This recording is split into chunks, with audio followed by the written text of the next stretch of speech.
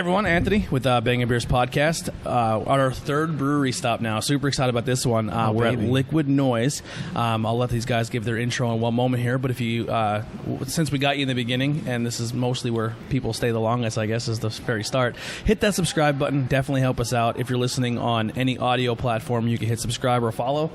As well as if you're on a platform that does reviews, that helps us out as well.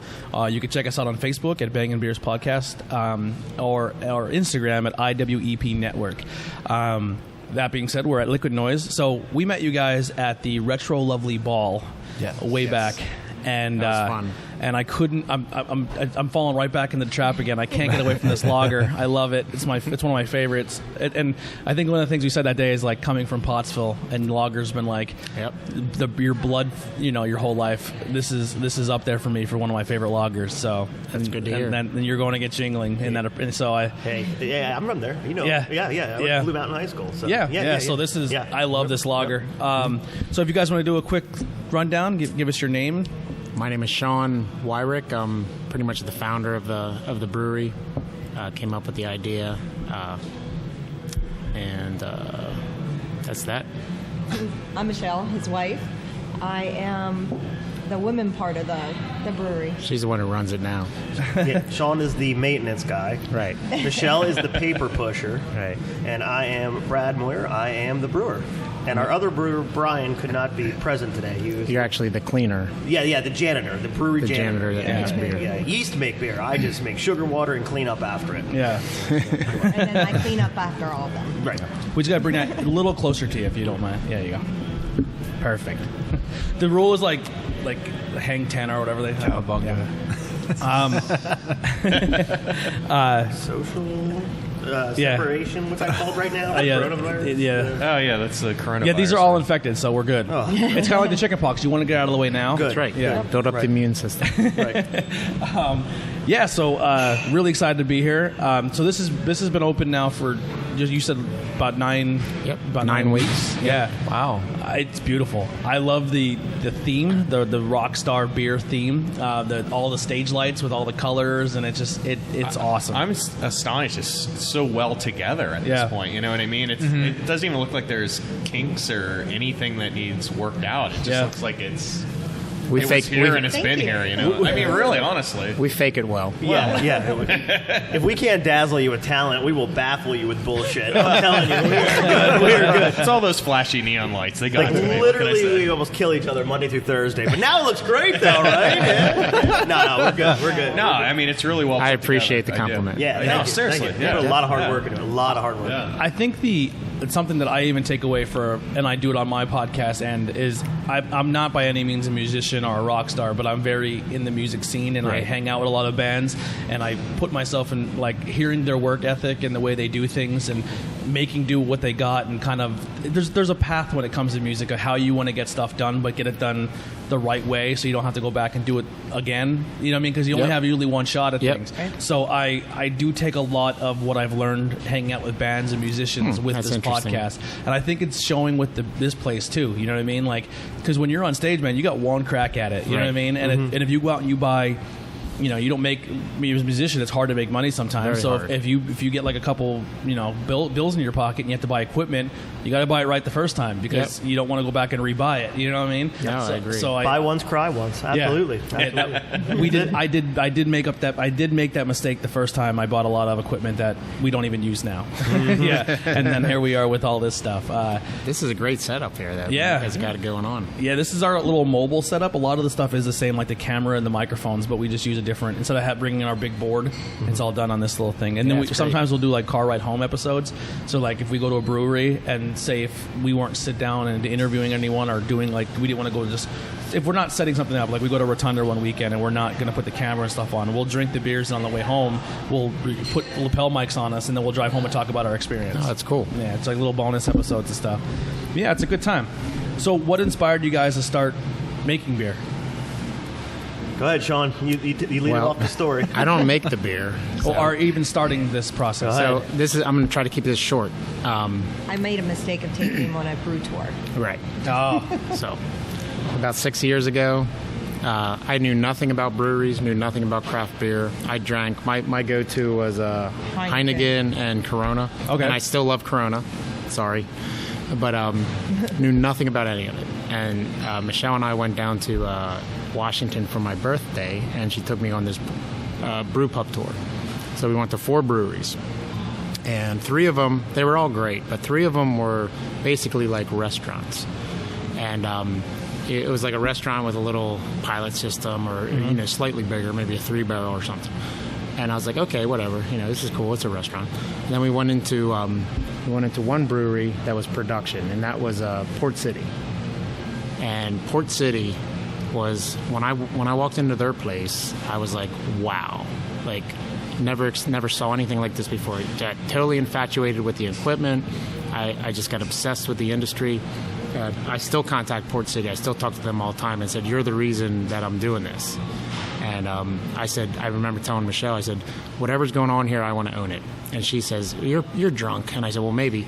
But whatever's going on here, I want to own this. Yeah. So, we came home, and I thought I was going to be a brewer. So we spent like an entire summer trying to brew beer in our backyard. We had a lot of fun, but no, it was like crash and burn on brewing. So I asked a friend of mine who makes wine in the area, if he knew any brewers, and turned me on to Brad, and that's how that relationship started. Yeah, and I've been in the industry now for, probably since about 2008. I started at Dogfish Head. Oh, okay. Yeah. Wow. Oh, okay. Yeah. Right out of college. I have an awesome Dogfish Head story for you then. Oh, I can't wait. I'll tell you some good ones too. I just started working in like the T-shirt hut. And it was like, hey, I need a hand running hops. Do you want to help? Sure. And then it was like, hey, I need a hand putting raisin puree in for the raisin d'etre. After selling T-shirts, it was I do that for an hour or two. Then I found myself being like, I like doing this more than I like doing my regular job. I was a mechanical engineer. Yeah. I was like, man, this sucks. I hate being behind a desk all day. So I'd work 6 to 2 at engineering, and then go up and work like 3 to 10, just doing whatever I could at Dogfish Head all the time.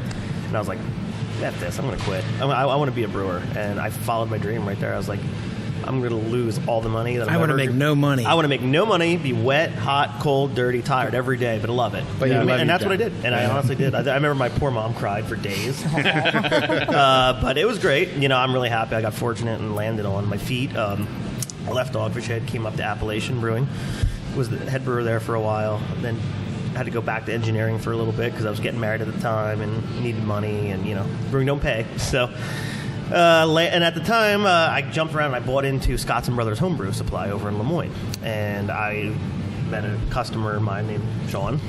Comes in, he's like, "Hey, I'm going to start a brewery, dude." And I'm like, "Oh boy, I hear this 100 times a week." Yeah, I hear this literally like 100 times a week. Yeah, I'm going to start a brewery. I'm like, "Oh, cool, man." I just give him a thumbs up, keep moving, So I was like, "Oh, cool. Here you go. Here's what you need." And he's like, well, let's go meet for a beer and talk. And I'm like, here we go. Okay. So I did. I met him for a beer, which was cool. And we talked, and I laid it out to him. I'm like, this is like hundreds of thousands of dollars. This is not a hobby. This is a real job. Brewing is not just like, we just sit around and get drunk all day and futz around, yeah. And I was like, this will scare him away real quick. This is it. So thanks for the free beers, though. Anyway, so get out there, come back. About a year later, he comes back. Maybe 6 months to a year later, he comes back. He's like, I got it. Let's do it. I'm like, what? I mean, you didn't come back with that kind of money. You're ready to go. No, I'm ready to go. Let's do it. He's like, I got 3 buildings ready to go. We're going to look at them all. You're going to pick it. Boom. Here you go. And he's like, I got the money lined up. I'm like, holy shit, he's ready. He scared the hell out of me. I didn't think he was really going to do it. So I still kind of didn't believe him at that point, but I'm like, all right, let's see where this is going. And then saw the business plan, saw everything. And at that time, I was at working for Evergreen. Okay. And I was like, wow, this is really crazy. So I stayed there, kept that quiet, kept it on the back burner, and then just kept working with Sean here. And here we be to this day, actually. Just surreal to think that weird meeting at the homebrew store led to this now. That's crazy. And that's a good story. And that's 3 really good breweries that you work for, and it's going to carry over here because they're all 3 places make great beer. Oh, definitely. I have the great pleasure, too. He said, hey, do you want to bring in a friend of mine, Brian, who... he couldn't be here today, but I'll tell you what, he is the man behind most of our sours and stuff like that. He is so talented. Yeah. He's only ever brewed at 2 places, much smaller places, but I think the kid is visionary and pioneering some of the sour beer world and stuff. If you're familiar with Matt over at Mellow Mink and stuff like that, we all kind of worked in this underground sour cycle before we all got pro, and Brian was very implemental and stuff. Their apple, I always forget the name, but the apple pie one they did. Janet Weiss. Yeah, Janet Weiss. That was like, it's cold boilo. It is, isn't it? It's so good. Yeah, it's legit. Yeah, I gave that one a 5. I was like, I want more of this. Yeah. No, it's legit. I like all Brian sours. Yeah, his sours are pretty good. Fantastic. They're very. That was actually our first brewery experience with Mellow Mink. Good dude. Matt's a very good. I can't say enough great things. It was a nice place too. Oh, it's gorgeous. Very, very nice. I walked in. I was like, I am so underdressed. I know. I know. It's like a Manhattan cocktail bar, isn't it? It's beautiful though. Yeah. Ben told him they had big dick energy. He does. Yeah. Listen, I always love. I didn't tell that. You just spurred it right out. You were I'm like, saying it without we didn't saying curse it. the whole entire time, and then he's like, "Oh, you got big dick energy." I'm like, "Good job, Tony." Well, Ben was tiptoeing around it, and I just called him out on it. I was like, "This is what you want to say." Just go for it. And Matt just like how he's like very like he's like, "I'll take that compliment." No. Awesome. When you get him off behind the mic, he's ridiculous. Yeah. I love Matt. I can't say enough great things He's a nice about guy. him. Yeah, I was really impressed with a lot of their beers. We had a great time there. Good dude. Good dude. So yeah, Dogfish Head. I go to Las Vegas. First time ever I'm in Vegas. Okay. And I'm wearing my Yingling shirt. And Love we're Las Vegas. We're at the MGM Grand, and this guy's like, Yingling. And I was like, yeah. And I'm like, all right, so you have to be somewhere on the East Coast, because it doesn't go that far in. Right. And he's like, yeah, I had it when I was in Florida. And I was like, cool. So I was like, I don't know what I'm drinking. And I was like, I just have to go Bud Light. Because everyone has, like, I call it my dirt beer. Like, everyone has their one domestic beer that's their go-to. Or 2 or 3. It doesn't really matter to me. But so I'm there, and I'm looking at the cooler, and I see 120. Ooh. And I was like, if a Bud Light is $4 for a big, like $8 for a big bottle, I can't even imagine what they're selling 120 for. Oh. So I said, how much is the Dogfish Head 120? And he looks and he goes, that I can't sell it. I guess like in Vegas, it's not, people that go to casinos are not craft beer drinkers. Most of them are just domesticated, and they don't really, Sure. It's not, it hasn't really hit them yet. Sure. And a lot of it could be too. I'm not really shitting on Las Vegas breweries, but when I was Their breweries are not good. None of them impressed me. No. I think it really... None of them. The Yeah, big we thing went to is- the one down on Fremont Street down there. There's one on Fremont Street. What is it? Sin City Brewery? Yeah, Oh, not that one. There's another Brooklyn. one. The Brooklyn one? Yeah, I don't Yeah. know. No, Chicago or something like that. Yeah, it was. They're all Not they're good. all like really watery. Like they're Yeah. all like watered down beers. And Their I guess dark one was. so. Like this show, I'm not. We're not really, but none of us. We never really brewed ourselves or made beer. So a lot of the stuff when we come down to try, we just try them, and we're just that guy. Like we try the beer. So there's a lot of stuff behind the scene that we're learning and meeting with people that make beer. And Well, I think that's we're more awesome learning because you yeah. get a more unbiased opinion on Exactly. everything. I think that makes for a better drinker, if you ask me. So I guess the biggest thing I've always told is their water source. Your water source is going to definitely help. Yeah. And Vegas, I mean, It's all coming from the dam. yeah. So none of their beers impressed me. So we're at the casino, and I said, "Well, how much is for the Dogfish Head?" And he goes, "I can't sell it. $4." Oh my god! Oh my god! I said, For "I'll a take- 120. Yeah, I said I'll take 3. And then the guy next to me is like, "Why are you buying that?" I said, "Your Bud Light. That's 3 of your Bud Lights in one bottle." You know what I mean? Like that, if not more. Yeah, you're gonna have a great time. And then me and him just sat there and drank Dogfish Head in Vegas all night. That's funny. Yeah. I just opened up not too long ago. I had one 750 ml hand label bottle of that Really? that Sam made as a test batch back in 2002. Whoa. And it has like a hop coat stamp on it, and it has Sam's name on it and stuff like that. He That's gave awesome. it to me. That's It- cool. It was awesome. Just Yeah. like drinking a big barley wine at this point. But Yeah. it was Oh, awesome. wow. Yeah, really good. I have one sitting in my fridge, just a regular 12-ounce bottle of it. Ben It's been Ben is sitting- our mad scientist when it comes to the show. So like he'll buy a bottle or buy something, and he'll sit on one for like months, and then we try it later. And sometimes He's like, got a little ass for that. Yeah, I'll tell you what, that's good. yeah, He sits on him for that long. he's conditioned. That's good. Yeah, he likes the bigger bottles. Right. That's good. No, but I just got that. Oh, come on. I knew you'd catch up eventually. But yeah, we do have a lot of different like, and we'll do it in our reviews too. Like this one is not a fresh bottle. Right, We're just experimenting and stuff. But No, I highly recommend you do that. Always buy 2. You see something really clutch like that, buy 2. One now, one later. yeah, Always. So what are some of your go-to beers that you like to make? Oh, just here? Yeah, in general. Dude, I'm a Saison Farmhouse guy all the way. I like my Brett Saison Farmhouse stuff, definitely. I do always enjoy Brian Sours. I think he does a really good at them. But after I get sweating all day and crap like that, I usually just go right for Landon's Lager, or I'll go for our Pilsner. I think those are just great at the end of the day. You know what I mean? When I'm like beat in 10, 12 hours, getting steamy and hot all day, it's just a fantastic beer. Yeah. You know what I mean? All day, every day. But I do love my Saison Farmhouse stuff. That's my jam all the way. Yeah. Now, you are a musician, Yes. and you carried that over from your music background to the brewery itself. So how did you land on the name Liquid Noise? And My wife you came up with Liquid Noise. I did. fancy. How did you come up with it? I did. I pictured when he said he wanted to do the music and beer. I pictured we go to Vegas a lot. Yeah. But I pictured like a picture of beer being poured and music notes turning into it. So I got the liquid noise part of it.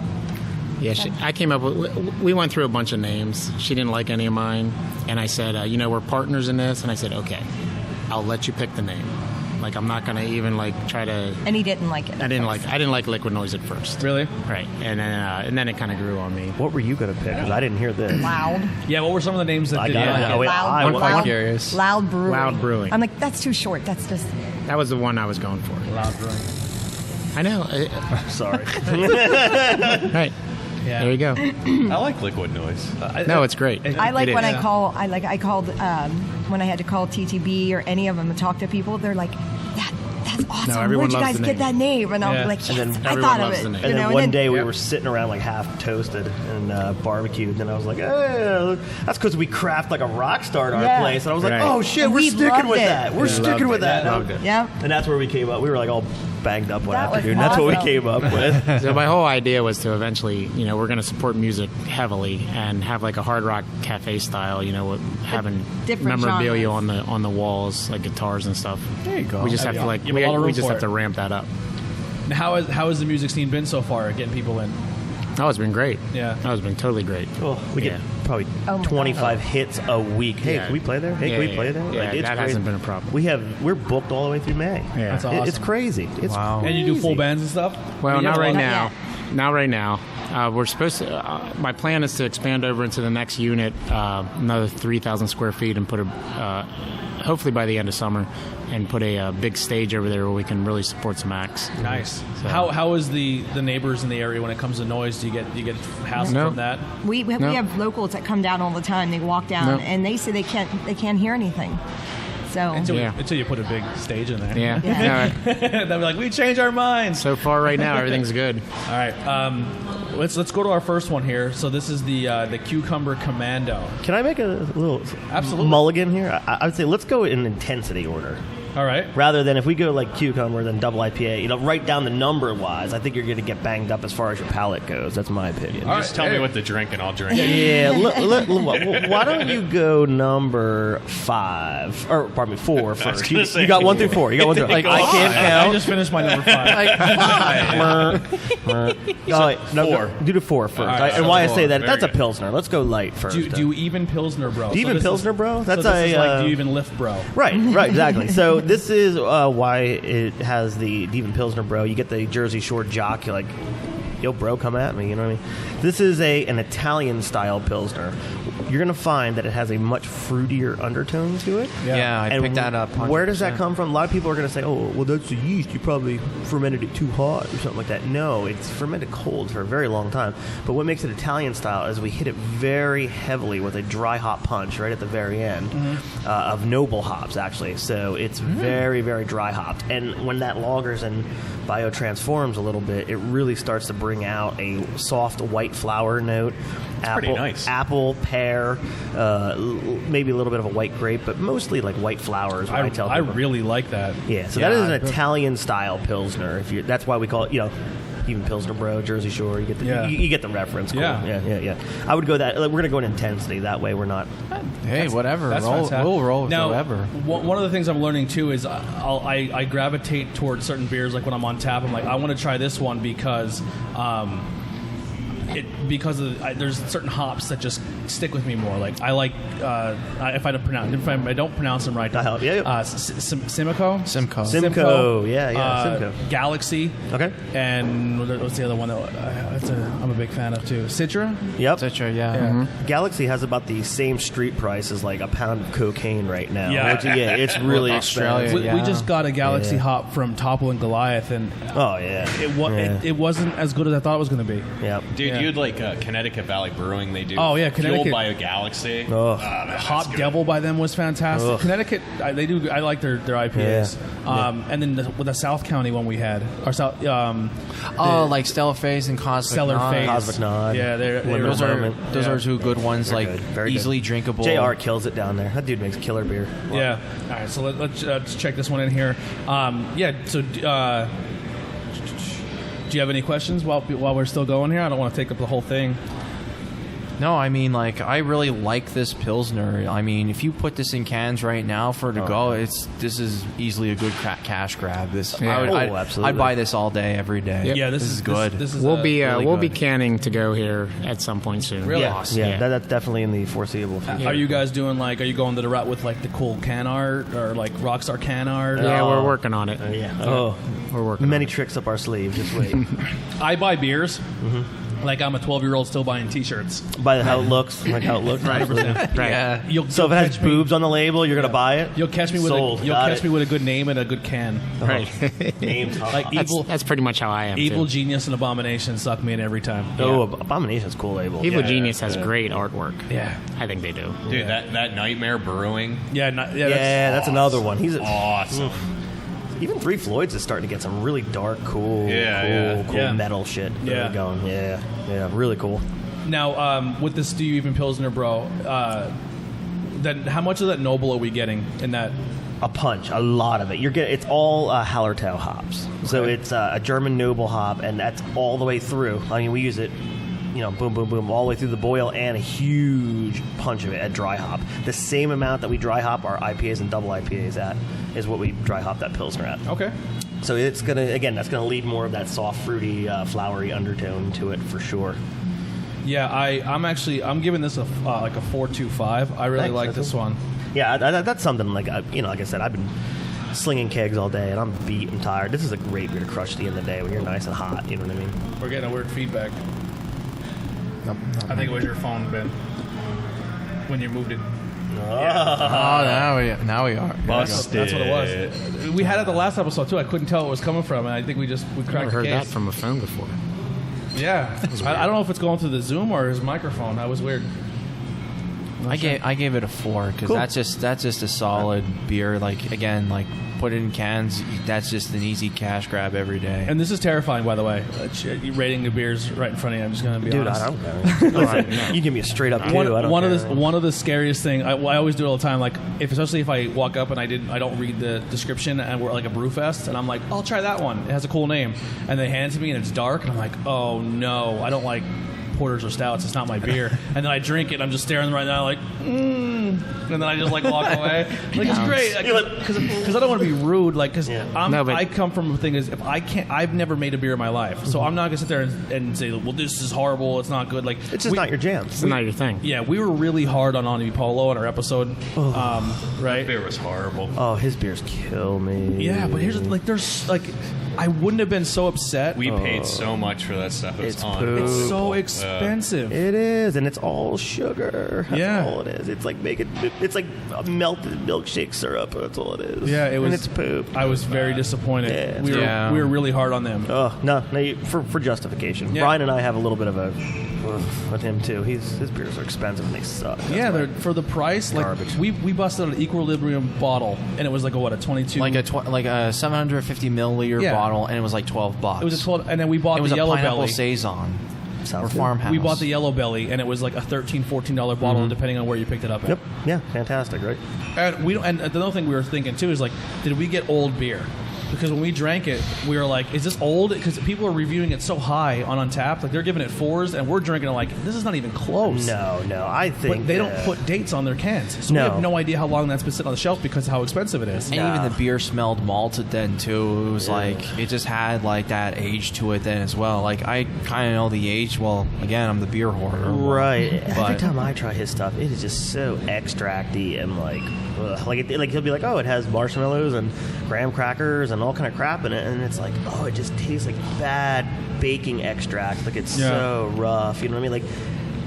We don't do that shit at all. Like if something's gonna have like raspberry in it, we don't put raspberry extract. We put real friggin' raspberry. And that's why Rotunda kills it when they make their beers. Sweet tarts and stuff. Exactly. So good. Like we have a friggin' Shamrock Shake mead on right now. I saw the picture. You know how much friggin' mint we had to muddle and all that crap? I mean, I'm not gonna put mint extract in there. No way. Yeah. We tried it with the mint extract. I'll be honest, we tried it with mint extract in a pint glass just to try. It tastes like friggin' Colgate. Yeah. It was disgusting. You know what I mean? I'm like, no, we're gonna do it the real way. Yeah. So what do you think we should go to next for sure? We didn't get Jason's review. I'm sorry.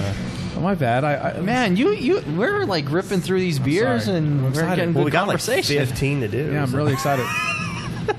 Yeah, Jason. You broke the cardinal rule. We never review beers in front of our guests. Dude, it's okay. Yeah. If you give me a 2, I mean, it's okay. I'm like the Simon Cowell of the show. You know what I mean? He's like, tough. you know, he's when, our tough critic. Is that That's why fine. there's a camera here now? So if nobody assaults you, have it on camera. It's like sitting with a hammer. Like, this is here for all protection. I like really, really like super hoppy IPAs. Like I'm drinking a Christmas tree. so this is probably not your jam then. It's okay. 3.25. That's cool. It's good. Yeah. You got to understand though too. For me, that it's a 5-point system. Anything above 2.5 is above average. I know agree what with you. mean? So if it's in a 4 to 5, it's like out of this world for me. So it's a good beer. I like it a lot. You know, it's definitely something I could drink a lot of. Right. I mean, I think Yeah. you're rating it subjectively to what it is. You know what I mean? That's what you got to do. Yeah.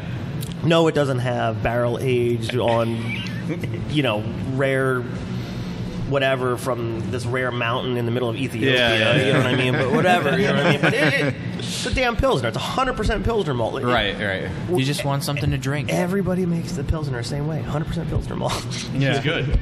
It'd be funny if you had like that one gimmick beer where you say like this came from like and just make up all fake locations and fake hops, Watopia aged, something. That would be funny. like the Kiss beer or like perfect. because I like gimmicky bands like the bands that have the shtick. Like my favorite band is Steel Panther. Oh God! Yeah, I see them like 4 Brooks times. Hemauer, where are you right now? Yeah, loves him and I Steel made a trip to Boston to go get his mill for his brewery, and he had that shit in my car for like 5 hours. I was like, I'm going to kill you for 5 hours. It's a great time. It's a great time. I'd have been singing the whole way. Oh God! My buddy's band actually toured with them for a little while. Oh my and God! It was so much fun. Oh That's God! funny. I'm going to have to hook you up with Brooks.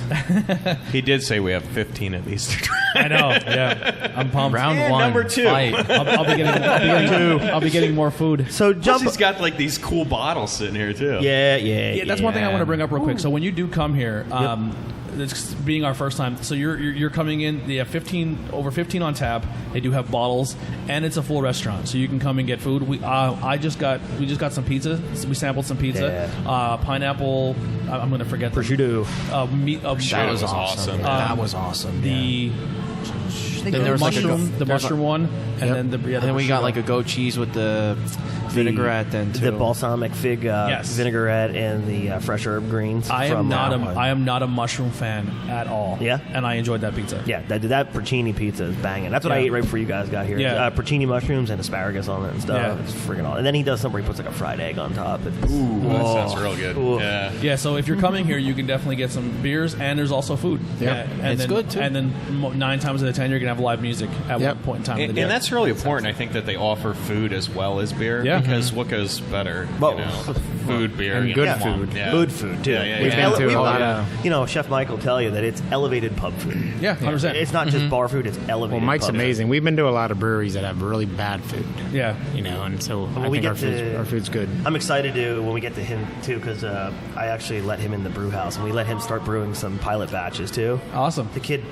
just makes flavors that I don't even think of, and he's nuts. Cool. You'll get to try his beer. It's his first one on today. Really? Yeah. Which one is his? Number 15. Number 15. Chef hat series. Hell yeah. Sloshed on squash. I like that. I would love to just name beers. That's all I want to do. Like if he was chef, I'd be like, "Hello there, children." have him make a stout and call it salty balls. Salty chocolate balls. Yeah. Oh my gosh. That's funny. Hello, Yeah. children. Hello there, children.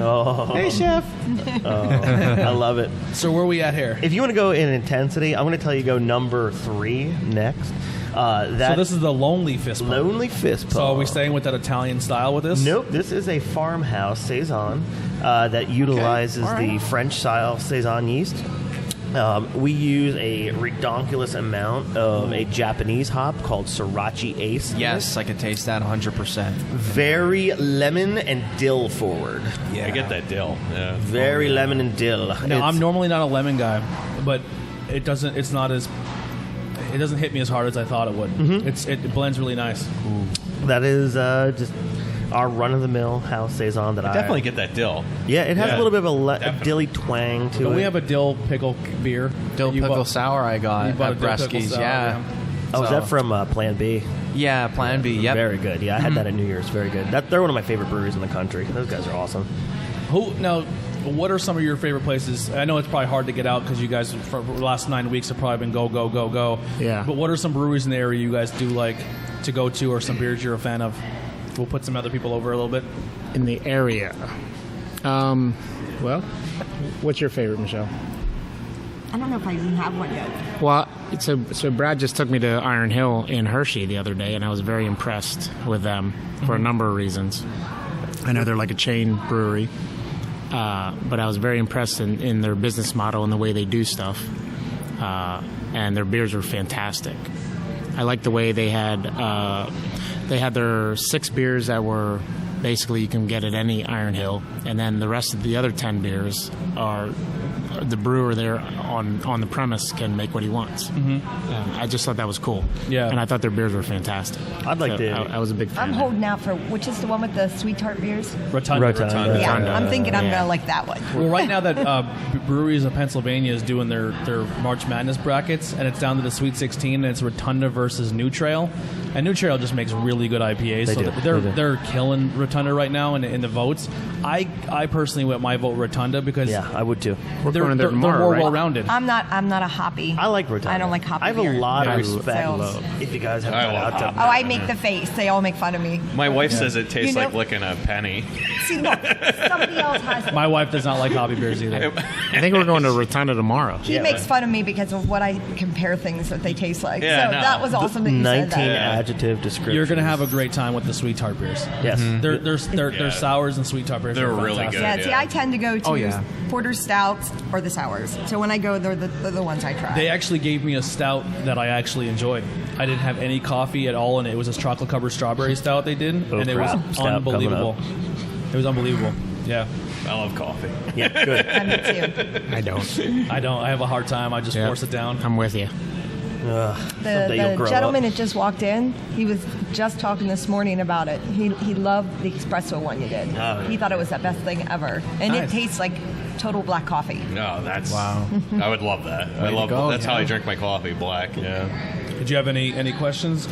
Well, I just want to kind of compliment with the saison that we're having right now with the Sriracha Ace hops. I know that I had at Levante that they did a lager. They did like a Samurai Pilsner with Sriracha Ace, and I was like, wow, this is really good. That's cool hop. And like, we don't really get a whole lot of saisons. I always try and like build I'm trying to deviate away because when I pick up the beer then too, I try and deviate like from the IPAs, stouts, sours, because they're the dominant 3. Sure. And I always like trying something different than too, and exposing these guys to different stuff then too. But it's really nice having a saison that tastes exactly like this, like that lemon, and then like that very subtle dill back half of it. And the yeast really is nice. very black pepper driven.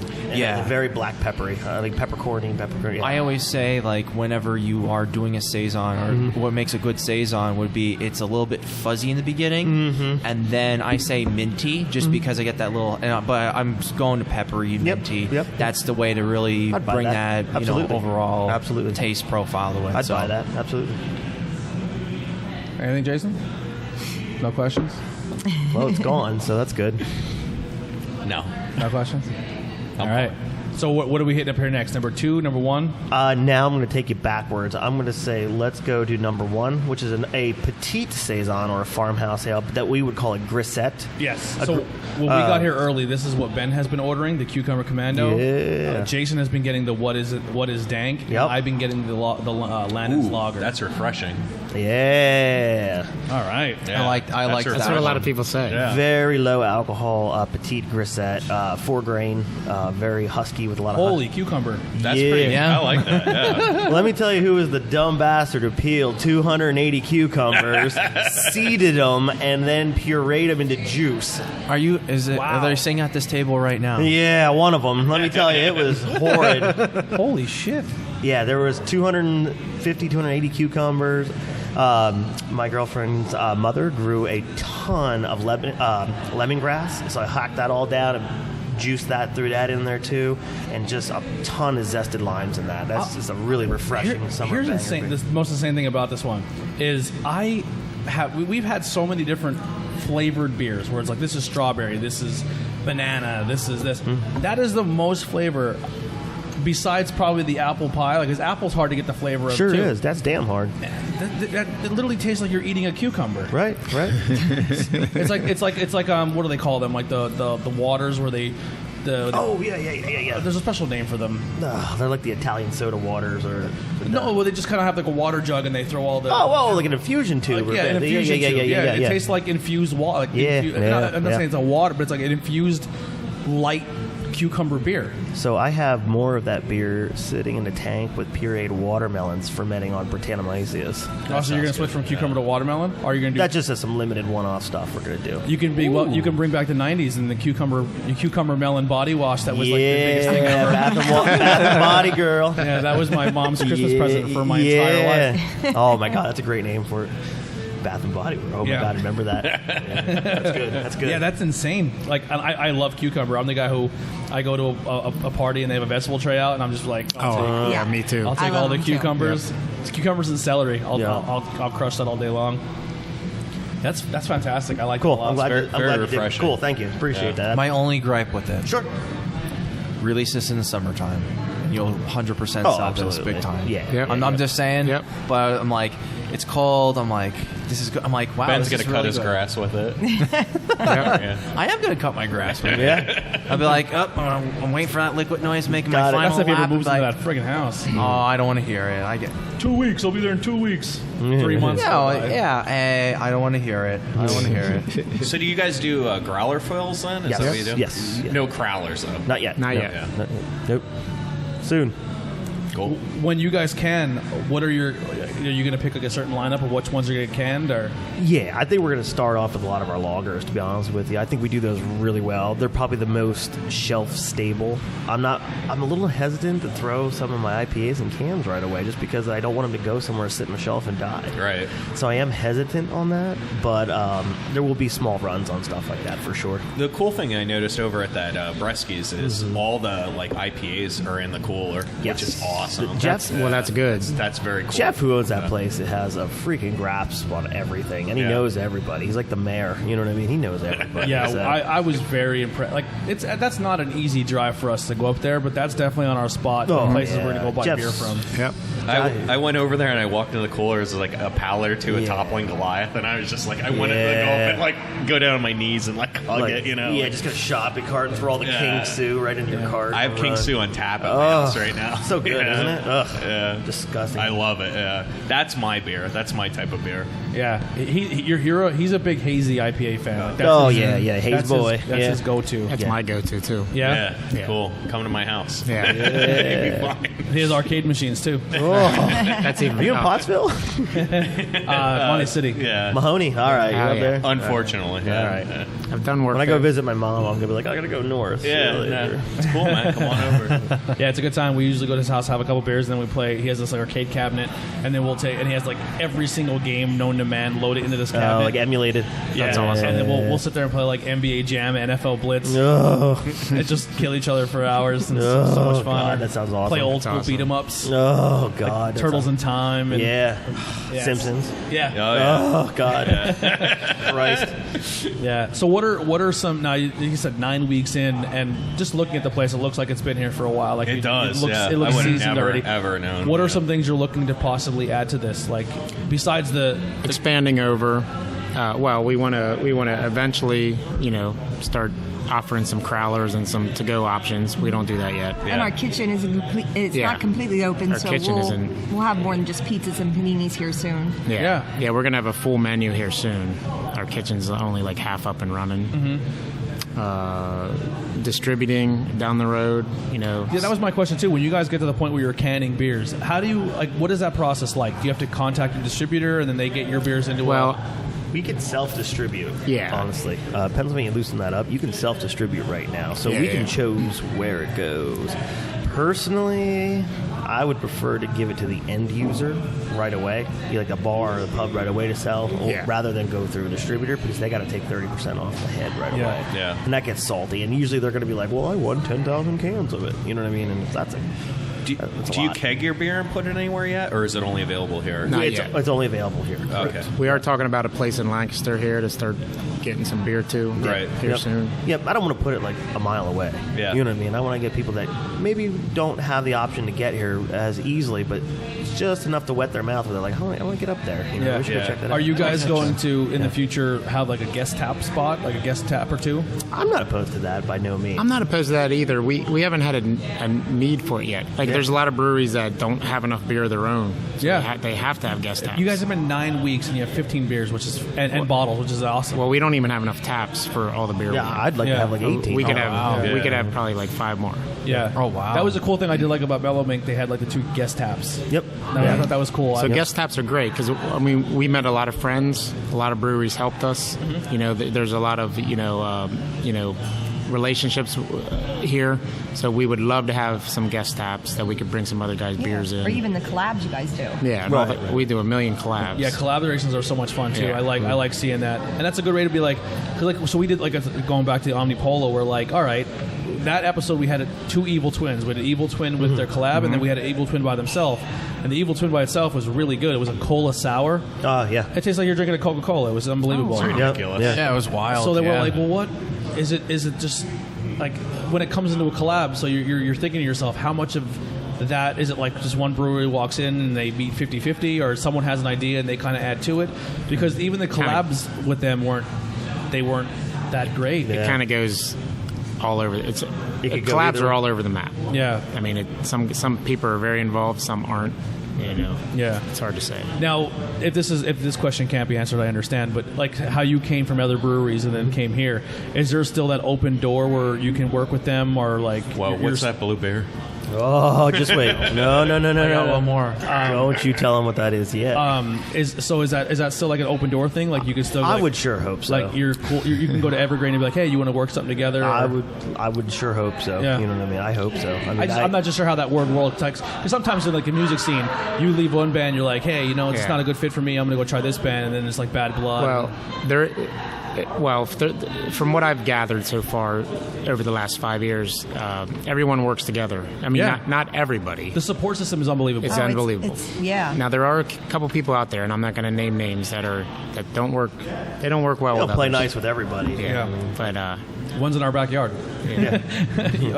Yingling, they just they don't really work with people that much, but they don't have to either because they're. Well, what's funny too is Trogs in our backyard is amazing. They work with everybody, no matter how small you are. Yeah, that's what we learned from the Harris family.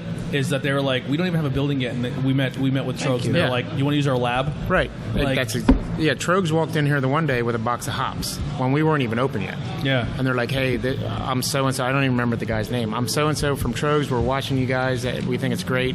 They gave us some hops to use. I mean, who does that? That's amazing. I think Harris.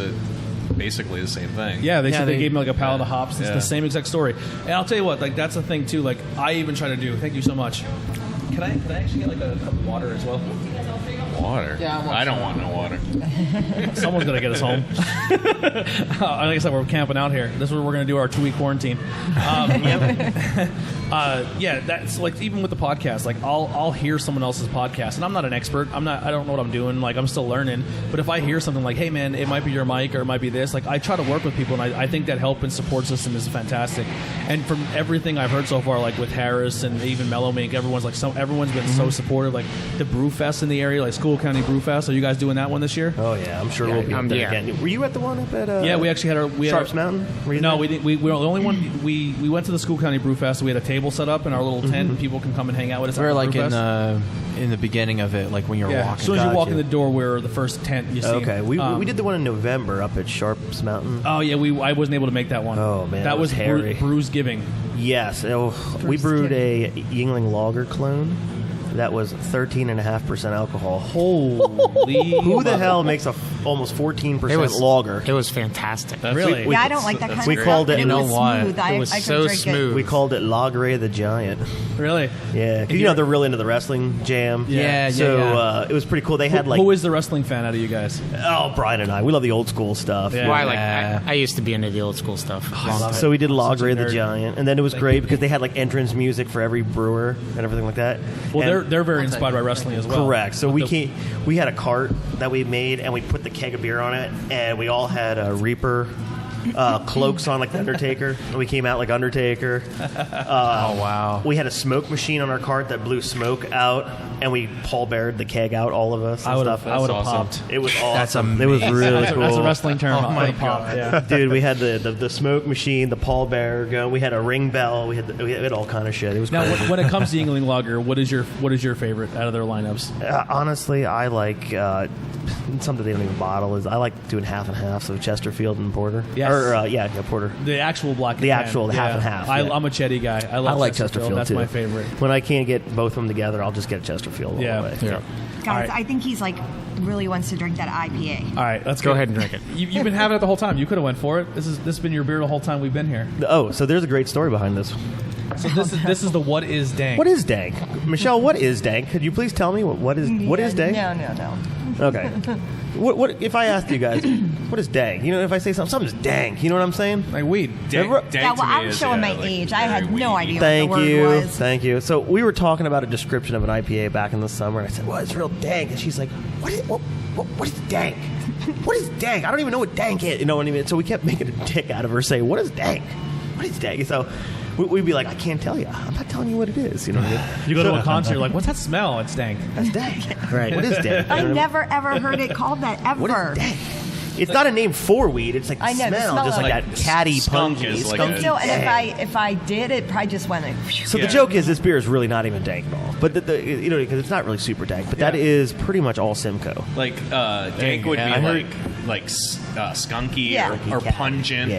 Pungent's a good term. Yeah. That is very loaded to the gills with Simcoe.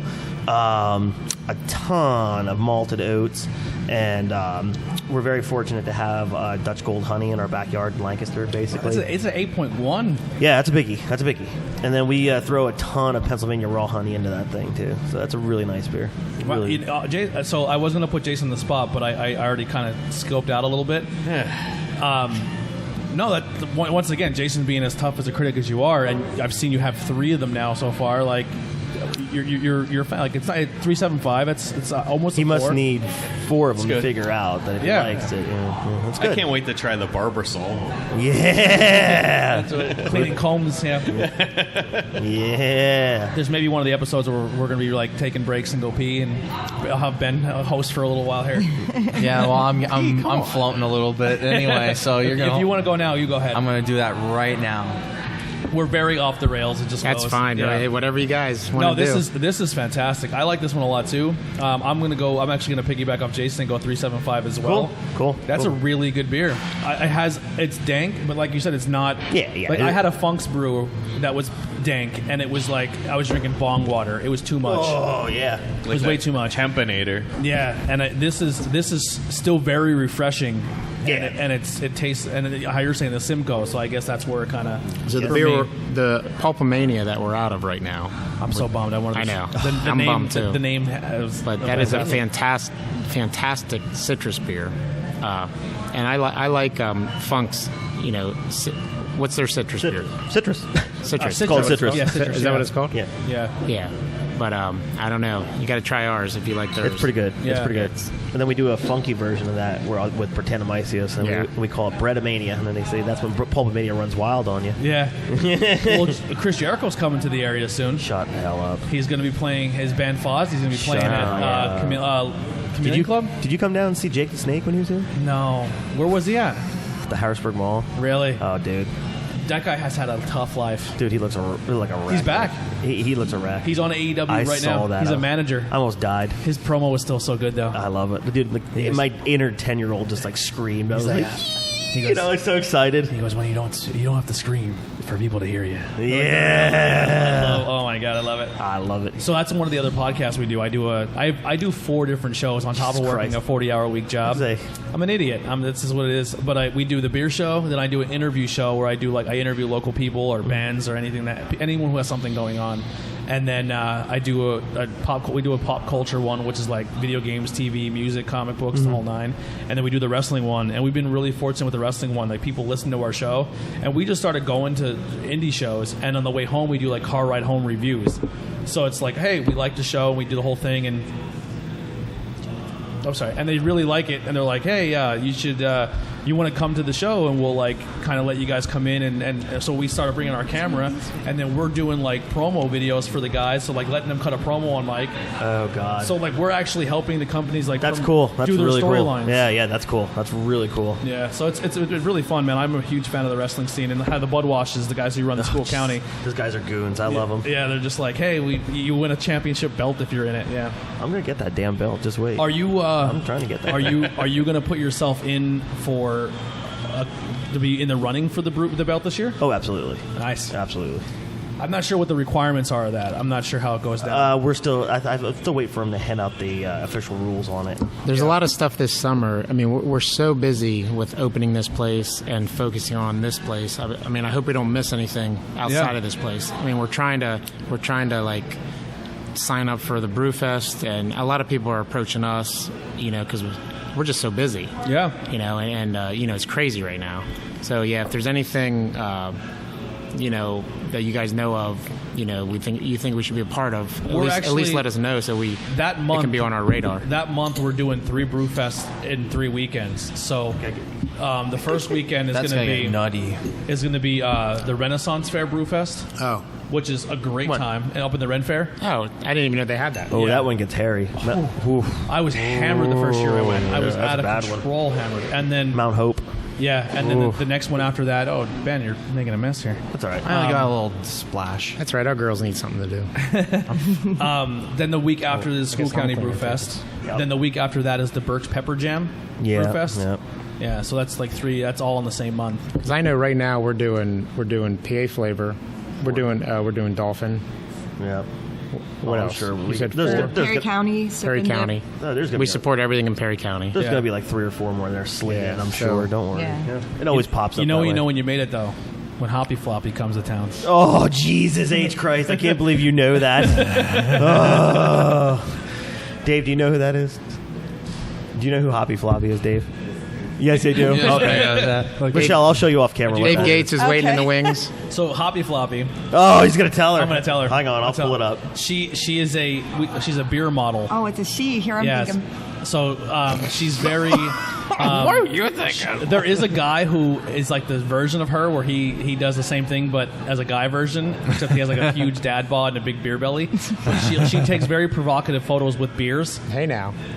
The only thing is every beer she reviews is a 4 or higher. She's built like a comic book character. She's just curvy and. Those are huge. What was the girl off Roger Rabbit? That's what I think of. Jessica Rabbit. Yeah. Look at that butt. Oh my. Yeah, she's a big butt. and she'll take. She actually has a Rotunda beer. She did. She's coming here. No, can we get her here? But what you'll I'm do working is, on it. Holy moly! Look Does at she that got a one. big following? Yeah. Oh, she's very popular. Does she have a huge following? 230,000 Yeah. followers. Yeah, I think she Come on, does. we got to get Hoppy Floppy at What you Liquid do- Noise. She's from down like You give her a T-shirt, Ardmore, right? You give her a T-shirt, she'll. I was just looking for one that was stuck in the. Yeah, so my one coworker, she's like, oh, I want to get one of your podcast shirt, and I'll cut and slut it. I'm like, what do you mean? She goes, oh, it's when you cut it real low and cut it and slut it. Yeah. Oh, That's like the coolest saying I've ever heard. Yeah. Cut and slut it. please, can we name a beer that? Do you think we can get that approved for the slut it. TV? Cut you it should and do slut You it. should make a beer called "Please Come Here, Hoppy Floppy." And you ever see the guy Hoppy Sloppy? That's the same guy. So Oh, he kills me. he wears like tiny little shorts, and he's a dad bod, and he Oh just my takes half Big naked pictures. hairy man God. bod, and he like wears like shorts and like nuts are hanging out the side. And he It's has great. just an equal amount of following as I her. feel like I'm in Vegas. Yeah. I know. Oh my God. That's what I was thinking. Fremont Street is the greatest my place God. on earth. I didn't want to leave. I didn't want to leave you. I love it there. My 16-year-old son, we hide and take the pictures and then text them to him. Look at this one. Look at this one. So when we were there, I probably told this before. So if you're listening on the show, I apologize for repeating this story, but it has to Oh be man, said. and you're beating me up for repeating stories. Come on, There was a girl there dressed as Wonder Woman. She wasn't from this planet. you're not bad with Right. this one. She was the hottest thing I've ever seen in my life. Like to the point my wife's like, would you look at that? That is unbelievable. And I was like, yeah. Not one single human was near her.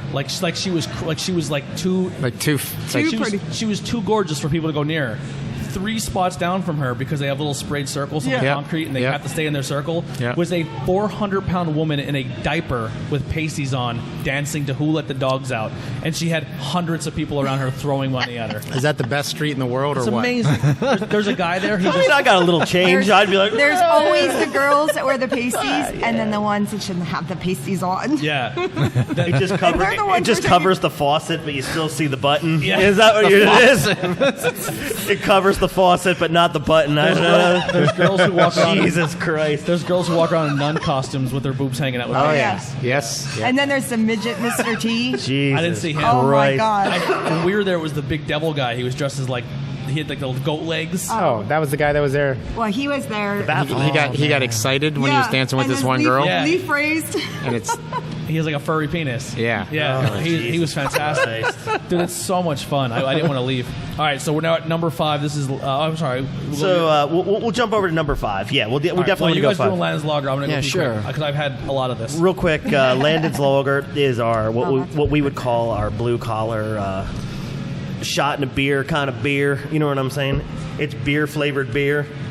It is stylistically, it's a Helles/Keller beer, which is an unfiltered Helles, basically. There you go. Yeah. It is made for Landon, who is Michelle's son and Sean's son. He is suffering through epilepsy. Pretty I gotcha. rough. Yeah, okay. And so we brewed this for him, and then we do a portion of the sales go to the epileptic fund. Well, they're going to in the end of in this month coming up here. the, Oh, wow, yeah, yeah. the last weekend of this month There you will go, be the yeah. whole Yeah. fundraising for it. And he's one hell of a dish dog here too. Yeah, he's he our works dish here dog. too. Oh man, yeah. So like, if he was here right now, he'd have every glass here gone in 30 Oh, minutes. yeah. You'd be like, have one sip down, he'd be like, and have it gone. He's that fast. Can I Like, take that? Yeah, no, that's You fine. Yeah, barely sure. put it down. I'll take that. Like, he's good. He's good. He's a good kid. I like him a lot. Cool. Well, you already answered the question that Tony whispered in my ear before he went to the bathroom. So no, I didn't have to really ask anything. But What was the question? he goes, "Oh, why do they call it Landon's Lager?" So Got it. but Yeah, you hit it right. Oh, yeah, right out of the park. And the I didn't funny even thing have is, to- we have my 2 older kids. They work here also. yeah. Michelle has like a They're very- softball team of kids. I have 3. the other 2 are so could jealous sponsor a that Little they, League they, team they don't have from their her. name on The a little beer. brewskis. How about it? Little brewskis. Maybe the grandkids, not the. But they The get so Hoppets. jealous they don't have a beer named after them. We're gonna have another beer called Other Kids soon. We're just a muss with them. We were asked to sponsor this like girls' little league team or something. We want to call them wow. the little brewskis. the Hoppets. The Hoppets. The other kids series. The other and kids then series. and then you name one Yeah. after the one kid, and then go down the Forgotten line. Forgotten child. Yeah. So this is Very this is weedy. This is the one that Tony really like digs 100%. He likes the lager, and this is it's a good blue collar. It's an easy drinking beer. Again, this is the other one where I'm like, man, it's friggin' hot. I'm gonna come home. Between the Pilsner and this, if you just want something regular to drink, these two are 100% like a good.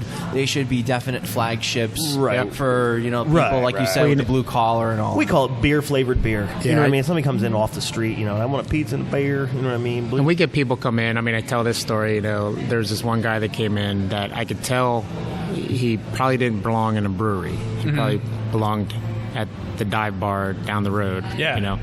So I was like, "What do you want?" And he's like, "I don't even know." Like he's looking at all this. Like I said, "Well, what do you like to drink?" And he goes, "Budweiser." And I said, "Okay." I said, "We have, the lager and the Pilsner. I'll give you a taste of each. See what you like." I said, "That's it." And he ended up loving the lager. Yeah. Like that was his thing. Oh, yeah. That's what we try to do, too, is like we'll have a beer and we'll say, okay, if you're brand new to the craft scene, this is the beer you want to maybe be your introduction beer. Right. Like when we went to Mellow Mink, I think there was one or two there. Like if you're not a hop fan, but you want to maybe step into that realm a little bit, this is the beer you should try. Like, we try to do that as well. Yeah, that's cool. Did you guys get into why it's called Land of Fun? He rattled it off way before. Perfect. He literally went in description, and then we talked about Michelle. Yep. Michelle's kids in Alton too. So So the other kids. fun. So all of our kids work here. Yeah. That was another thing. I'll just go off on a tangent here for a second. Yeah, go ahead. I wanted to. I own a electrical contracting company, and I've had some of our other kids try to work for us. Didn't work out. Not everyone's an electrician. Get it? I wanted to have something that the entire family could work at. So our entire family works here. That's awesome. Entire family, really close friends, and a couple that are just from Marysville, the area. Yeah, we tend to hire them in first. Yeah, we tend to hire local before we hire out. That's awesome. I like that a lot. So the other kids, so we named this after Landon. The other kids are like, well, why don't we get a beer? So Brad was going to brew something called the Other Kids Beers. The Other Kids Beers. Other Kid. I pitched him the Other Kids series. And just name them after the kids. Yeah. But and then how they are. The lager and the Pilsner. The lager and the Pilsner would do very well in Schuylkill County. Yeah. I should make it a go is because they'll probably taste salty. They're all angry. I'll tell you what, another cool thing just came out of the bathroom. All black urinals and toilets. I was going to actually say something about that earlier. I like it. I do like I that, think they look cleaner. Like Did if you have a white notice toilet and someone blows one up, they're gross looking. Do you notice the glass holder next to the beer shelf. Okay, so I call it the beer shelf. What that was was a if mistake. you look on the top of our mash tun, the first vessel, there's a motor that turns our mash rakes. That's the motor mount that they bent the wrong way, and they were like, "Oh, we're gonna have to throw it away and scrap it." And I was like, "Whoa, wait, no! It has our logo engraved in it." I was like, "We'll keep those." That's what we mounted to the wall as a glass shelf. Nice. That's actually the motor mount to our mash tun. Nice. Yeah, and the logo on the sink looks like a Mercedes-Benz logo. Yeah, Right. I think the black looks nicer. It looks cleaner. Yeah. Well, we clean it a lot. Yeah. It's definitely like a man's bathroom. It's You awesome. know, and it's black. And the woman's is exactly the same. Yeah. But the kids, there are workers. absolutely. They have to be to be cleaned every hour. And well, during the week, I always go in the ladies' bathroom. It's cleaner. I always take a dump over there. You're like, no, just kidding. On Tuesdays, like Michelle's like, who did that? We're very anal about cleaning. That's why when people said, "What are you guys doing for this coronavirus? Are you changing your pattern or anything?" I'm like, we already clean, severely clean. Like we have a 1 hour. The kids clean the bathrooms every hour. They clean everything every hour. This was the as only you say thing that. There's Melissa behind us, like cleaning running shit down. She's cleaning She's our like, trash can. they're like, we clean everything. She's cleaning the trash can for Christ's sake. Look at her right now. Yeah. But we downsize the kid area, so they clean that every hour. Yeah. Or as soon as the kid leaves, they go over and Clorox it and spray it down. Yeah, I like the games. There's like tic-tac-toe boards. And they're downsized that too. You can do. And then on some of the tables, there's tabletop cornhole boards. Yeah. not a huge fan of the Dallas Cowboy one. Well, I know. I'm getting grief for a lot of them. I just picked a couple. Yeah, I'm a Redskins fan. You'll never find one. There's not many fans of us around. When they didn't have that offer. Yeah. It's just we're not that popular. But no joke, that's still pretty cool though. Like the mini cornhole tables. Yeah. Oh, people take People them. love them. Actually play them. They put them on opposite sides of the table. Two of them. They'll take 2 of them and play like normal. Yeah, it's so much. It's cool, man. They have a lot of neat stuff. I'm excited for the venue spot next door. Oh, I'm excited too. That's gonna be fantastic. It'll be great. How many people will it hold? It's a little bit smaller than this, so maybe 175, 150. It's good. Yeah. Wow. And then on the other side of that, long-term goal, there's another like 10,000 square feet that we can move into and have a pretty big venue. Yeah. We just gotta take it step by step. That'd be fantastic. Yeah. Get some cool bands in here. Yeah. Well, You could make a new chameleon club. and we can open. Well, that won't be hard. Yeah, We can. We can. Sorry. I'm a musician. So. Yeah. Chameleon Club is not always my favorite place. So we can open this up. Like this wall wasn't really here. Mm-hmm. And so we can open this up. So even people that are sitting over here can, still access the band. Oh, And so then you may actually open this wall up more? Oh, wow, yeah. we can open it up more. But we then it's we still built this hidden wall. enough for the people that don't want to be on the band side and want to be at a brewery part. So That's the biggest problem is trying to find venues who, like, especially in our area, School County, it's hard for people to play shows. Yeah. Like, there's not much room. And then a lot of promoters are dirtballs. Mm-hmm. Like, they're like, hey, that's a whole other story we'll have to talk about. I want you to bring all your equipment. I want you to play for $100 and or sell $500 worth of tickets. Yeah, and if you don't sell them, you're not on the bill, which is it's crazy. Don't get me started. Yeah, it's horrible. So I look forward to this because there's so many bands in our area that would come up here and have a blast here. Oh, definitely. Me being a musician, I'm gonna do this right. Yeah. I mean, I still want to make money. Obviously, we're a business, but I'm gonna also. I'm a musician, so I'm going to consider the musicians. I'm going to look at it from that point of view too. Here's the thing too. Like one thing that kind of bothers me sometimes with venues is like, well, we don't want to pay a band $500 to play, and I'm like, well, it's a 5-piece band. For each guy to show up and get $100 is not that's not a crazy thing to think of. No. Especially if they're bringing all their equipment. Like you have no in-house sound. If you had all in-house sound, all I had to do was plug it and play. Then yeah, you can maybe hit them with $200 or $300. You know what I mean? But they're bringing all their own stuff. Yeah. That can all be damaged, or something can go wrong, or someone can spill a beer on it because you know what I mean. Like they're not asking you for security. You know what I mean? Like to keep people away from the stage. So and then they turn around and they say, well, we're going to give you $200 and then like so much at the door. But in the meanwhile, the bar is making hand over fist on beer, and they can't give anything to the acts. And if there was no talent there that night, your bar would have nobody in it. Yeah. So it sucks. I get it. I get it. Sorry, she's back there cleaning the front of cleaning the top of the brewery. I love it. She's back in the brewery part cleaning the vessels. So speaking of musicians, there's a really cool guy here now off camera. Our boy Dave. Dave contacted us a while ago, and he came and he sat in on an episode, and he was our first like in studio. I felt like Howard Stern for the first time. I had my in studio acoustic act.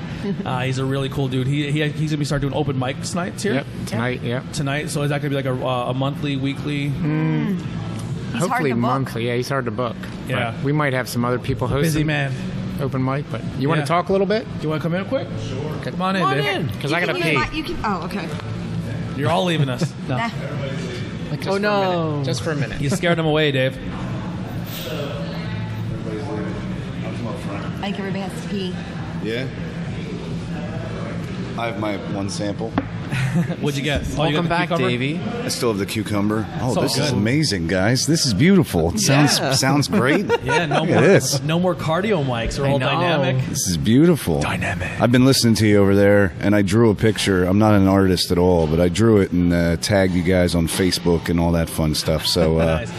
You've been a huge supporter of us, and I definitely appreciate that. Like, one of the huge reasons probably why we got in here is you kind of you did a little bit of the recon work for us. Like, hey, you should check out this podcast I was on. And for sure, yeah. And you've been doing that a lot with a lot of places you go to. Like, I'll go play music here, but I also was on this beer podcast you should check out.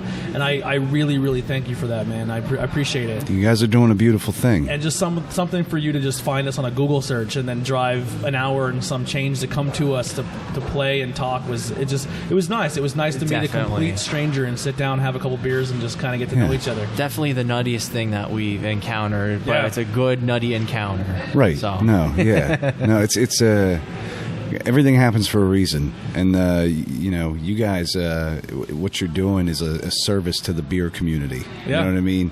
So, we try. Yeah. So, I mean, and I try to spread the word as much as I can. If you want to be informed about beer, if you want to, hear about beers that you wouldn't normally drink, if you want to hear honest opinions on stuff, like this is the show to listen to. I appreciate that. So we definitely pride ourselves on it. We work really hard. The cool thing too is, man, like we upgraded a lot of equipment since you've been on last. Our merch page is up and running, which has been doing really well. Like, so there's people out there wearing our merch, which is super exciting. I never thought I'd have someone wear something that I've created.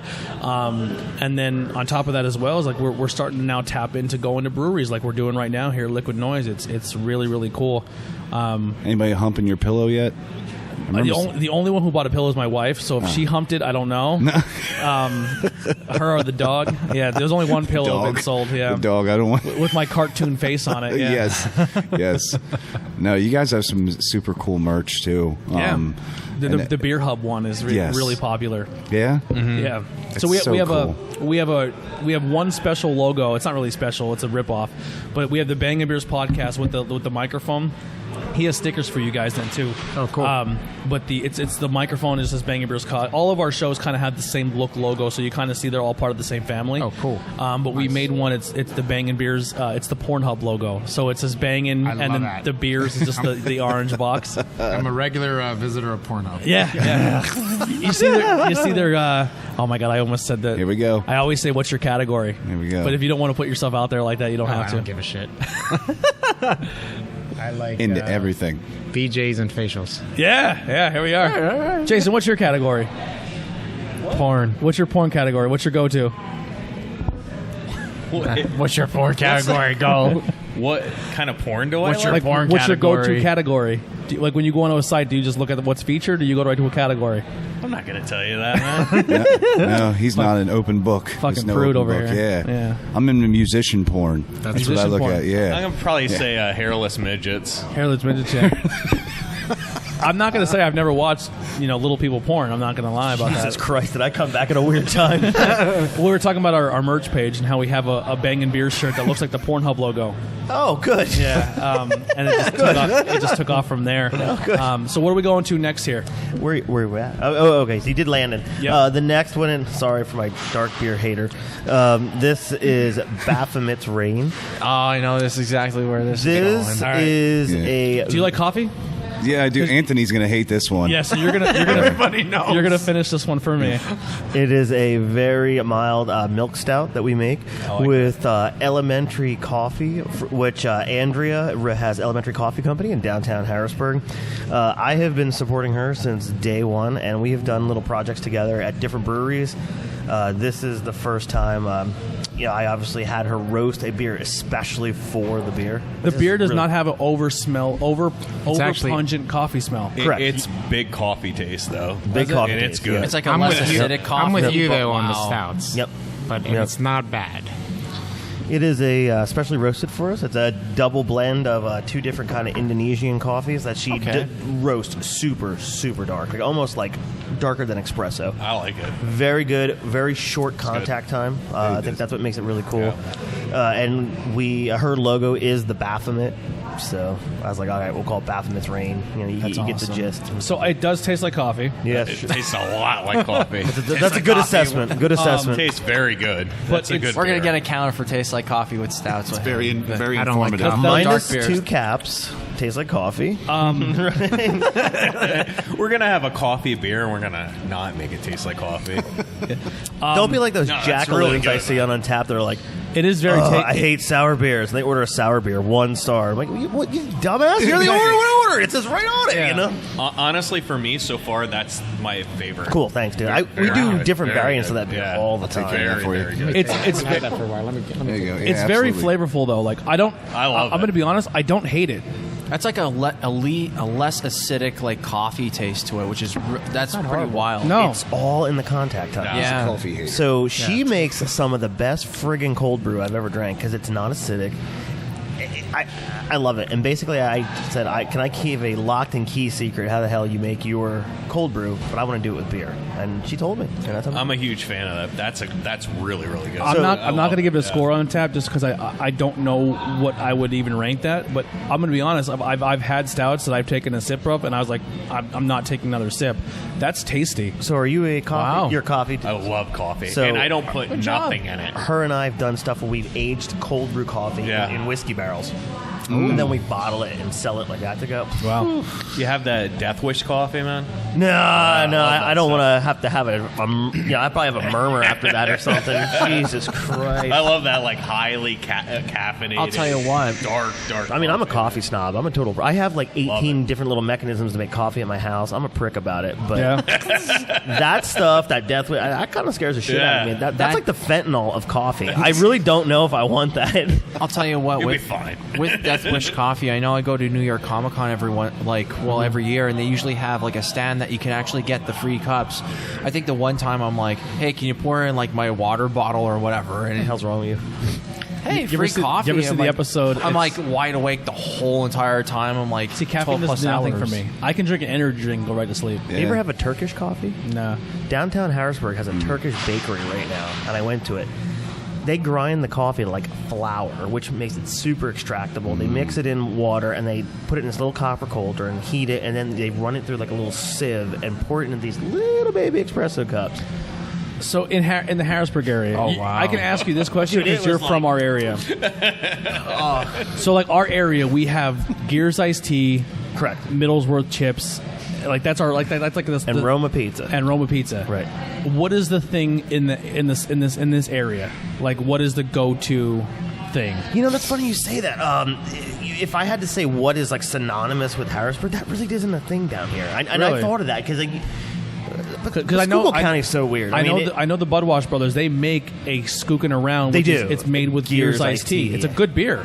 If I had to say what would be like a signature thing of Harrisburg, everybody thinks friggin' Hershey because they were the closest neighbors to it, and that's kind of BS. You know what I mean? I say Nito Burrito. Oh, that's a good one though. Right, you can't really get that a lot. That's of a good places. one. I'll give you that. that. Phenomenal. That's a good one. That's a good one. I'll give you that one. I dig that. Maybe make a Hershey's chocolate beer that actually tastes like Hershey's chocolate. No, I make better chocolate beer than that. and not so much porter. Dig. Ugh, that was chocolate extract shit. That beer was crap. Man, is that what it was? fired. Was it extract? Yeah, Why would they not use the actual chocolate? It's funny. I actually know somebody who works over at Hershey Foods, and when they were there making it, they were like, "We should recommend you use the beans and do this." And then they were like, "Or we can use this extract." And they were like, "Oh no, let's just use the extract. It's cheap shit. It's good." So, that was Yingling. Hershey recommended the beans, and Yingling recommended the flavor. Yeah. Oh, wow. It had no chocolate flavor. It should have had more chocolate to it. No, it's pup. Yeah. What is your go-to beer when you come here? So listen, Dave should buy stock here. Yeah. Like he should be the fifth owner, for Christ's sake. I see him here more than Brian. I live here. I live 4/10 of a mile from here, so I'm He's here. planned out. Get your jog in, and then you're like, I'm ready for beer. I can run here, but normally, like when I'm going to shows, I'll stop in here at least once a week, and on the way to a show, and they have at least 4 different beers on every week, every single time I come here. So I couldn't even put my finger on what I've had that's the best. Actually, the Minton Tarantino. That's what everybody loves. Is my jam. Minton Tarantino. I hear Brian Yes. dying 30 miles away, screaming, going, "Ah!" And any time that's on, that is my go-to. So what is Minton Tarantino? Minton Tarantino is a sour blonde conditioned on, again, fresh mint and pureed watermelon.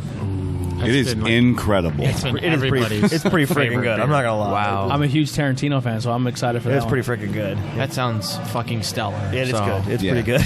And like I came in here the one time on the way to a show, and like as soon as I came in, I always look at the menu right away, and as soon as I saw that there, I literally felt happy. It I was like, get the hell out of here! I can't believe that's on. So that would be my go-to. But all their stuff, I've never had a bad beer here, and that's hard to say for me because Right. I mean, you guys know. That looks nice. Yeah. Wow. Nice beer. I played like 90 breweries last year. and I try stuff at every single place, and definitely. every place has stuff that's good. Every place that has stuff that's mediocre. I haven't had a single thing here that hasn't been like on that level, on that top level, and that speaks volumes to me, and it's really nice to have it. So when close to home. When you came on our show, did you have Liquid Noise Crowler, or was that it was Rock God? Yeah, Rock God. Yeah, Rock God and Rock God, and then you brought a bottle of Mellow Mink. And we I'll tell you what, I'm so glad you guys got to go to the brewery and try the stuff there, because the stuff in the bottles that we had did not speak to the nature of the brewery itself. Well, the bottle we had from Mellow Mink was fantastic because it was bottled. The growler was a little different. Yes. It was missing a little bit. Yes. When you growler stuff, sometimes you lose a little bit of that it doesn't do carbonation. Justice. Yeah, I'm not a growler you guy. gotta be critical I hate about it in a growlers. way if you're gonna do a growler of stuff. You know what I mean? But I now, got that like, 2 with days growlers- before the show, so I played the place, and then I was like, I'm going in 2 days to do this podcast that's amazing, and so I took the growler up there, and it did not translate well. That what I tasted at the brewery and what was in the growler whenever we drank Tastes it, like Coors Light. completely different. Yep. Yeah. And I was like, oh God, what the hell did I just bring these guys? This is fucking terrible. but no, it I mean, it's there's breweries popping up every day, and to have one that's this quality close to home is and it's music themed. right. Yeah. Right. Awesome. Right. That's my favorite part about it. I think you're going to notice as you get out to more breweries, and I'm sure you do too. I like to throw the term out there. There's a lot of Me Too breweries, and I don't mean hashtag Me Too. Yeah. I mean like it's kind of like a restaurant. I could start a restaurant. Yep. Oh, it's a great way to make money, and I can make beer, right? I homebrewed one time. I call them Me Too breweries. Yes. Yeah. And they're the ones that end up friggin' flopping real I can quick. put 6 IPAs and a stout on my tap. Yeah, I can me do that. too. I can make a brewery. Honestly, it's if fun. I were to open up a business in Schuylkill County, I wouldn't do a brewery. it's tough. I would do exactly what like Humboldt Tap or Beer on Wall does. I would go get I want to get a keg of your stuff and put it on tap. Agreed, yeah. Like I would have a 30-40 tap system and just support all beers in like the Harrisburg Nobody area. has that in- but bring in- it to yeah. Schuylkill County Nobody because has that no up one there. has it in our area. I agree with you. I think that's a huge miss. If They're just as fun as going to the brewery sometimes. As long as you're flipping the beer and it's good, it's fresh, the lines are clean, I think you can make Beer on Wall in Reading is so much Correct. fun. I think that's a great business too. A good bottle shop too. What do we have that's close to here? What, Al's of Hampton? Yeah, I'd Maybe. say Al's. I mean, they have the taps. Yeah. There's a couple tap houses around. Yeah. You got the Federal, you got Al's, you got the Brewhouse Grill, you got HMAC. HMAC has a pretty Shady's downtown. Tap Shady's. selection. Shady's downtown. I just sold them a keg last week. Really? That's so cool. Our friggin' first That's keg so sale was cool. Shady's. He has the mint Shamrock Shake. Really? Yeah, he was super pumped about it. Oh, you guys didn't get to that yet. No, we're on 8 and 9 right now. Okay, so you want to know? There is no 7. No, 7 kick. Do you want to know what the Barbasol Blue is? Are you ready? Yeah, let's go. That's Okay, so we actually did a seltzer episode. This is a seltzer. We did White Claw versus Bud Light versus Truly. Oh, White Claw all the way. Was it Truly had like the little bit of the lemonade? The Truly was the lemonade one, so we didn't. Oh, I didn't put try it, that one. We didn't put it in the same running, but White Claw I think unanimously beat Bud Light. Oh, White Claw. Wait till you taste this one. Except in mango, we thought the Bud Light mango was better than the White Claw mango. They all tasted like shit. Yeah, Sure, yeah. I would agree. I would So agree with they the were all above better. reference. They were all still better than Omnipolo though. I would like to give you That is true. a little reference to our seltzers. So when you get White Claw and shit like that, that's distilled water with flavored vodka in it. That's carbonated. Really? Correct. That is not God. brewed. We that weren't. is- We weren't smells well off. amazing. We weren't far off with the description. And be like, can you imagine the guys like Dude, pouring that's like fucking that does not taste like handles of seltzer. That Vladimir, is seltzer. like having Vladimir's of vodka. That's what it is. Like, Dude, I'm not yeah, kidding. handles of vodka, Vladimir vodka. So doing that, I will but- tell you, ours is filtered and treated water That's good. specifically to us. It's treated water, and then we ferment it. It is a fermented water essentially, and then we filter it out clear. And so obviously this one is as blue as whatever because of the we decided to make a couple fun kegs of blue raspberry because the inner kid of us knows blue Kool-Aid all the way, right? But honestly, if you came in and got like our pineapple or our key lime or whatever flavor we have, it is clear, but it's off clear. And here's why it's off clear. And this is where we differentiate from a lot of people. We use real fruit where everybody else is using extract. So it'll be clear, but it's kind of like a faint yellowish clear. And people were like, well, why isn't it water clear? It's like, well, because we actually use real fruit. That's why. What are we tasting here? What flavor is that? That's blue raspberry. Yeah. It all right. It tastes like childhood. It doesn't it? Dude, that tastes like the little Huggy. Remember the Huggy drinks you had when you were a kid? Exactly what I was going to say. Damn right. That's where I was going, This is an alcoholic blue fucking Huggy. Or Kool-Aid. remember the Kool-Aid squeezer? Or Squeeze-Its? Oh, Squeeze-Ems, yeah. With the faces? Yes, that's the other one I was going for. Right. Oh, no, they're Squeeze-Its. Squeeze-Its, yes. Damn. I know we've been shying away from rating it because I don't want to fucking put anyone on the spot. I'm fucking giving it right now. And there are 31 people that check this in and it averages a 3.63. If you're checking it in only because of the seltzer and you're knocking points off because it's the seltzer, probably. I am rating this based on what it is. It's an alcoholic blue Huggy. And if you are like me as a child who loved blue Huggies and those blue Squeeze-Its, there's your 5. You just bam. Awesome. You know what? I'll pour you some here in the cooler. I have some strawberry lemonade. That friggin' dude. That one is like my white girl wasted. I love this shit. It's so good. Fucking awesome. Dude, I like this. It's stupid. I good. do too. That's funny. I think what differentiates it from like other seltzers, it has that little bit of the sweetness at the back half then too. Right.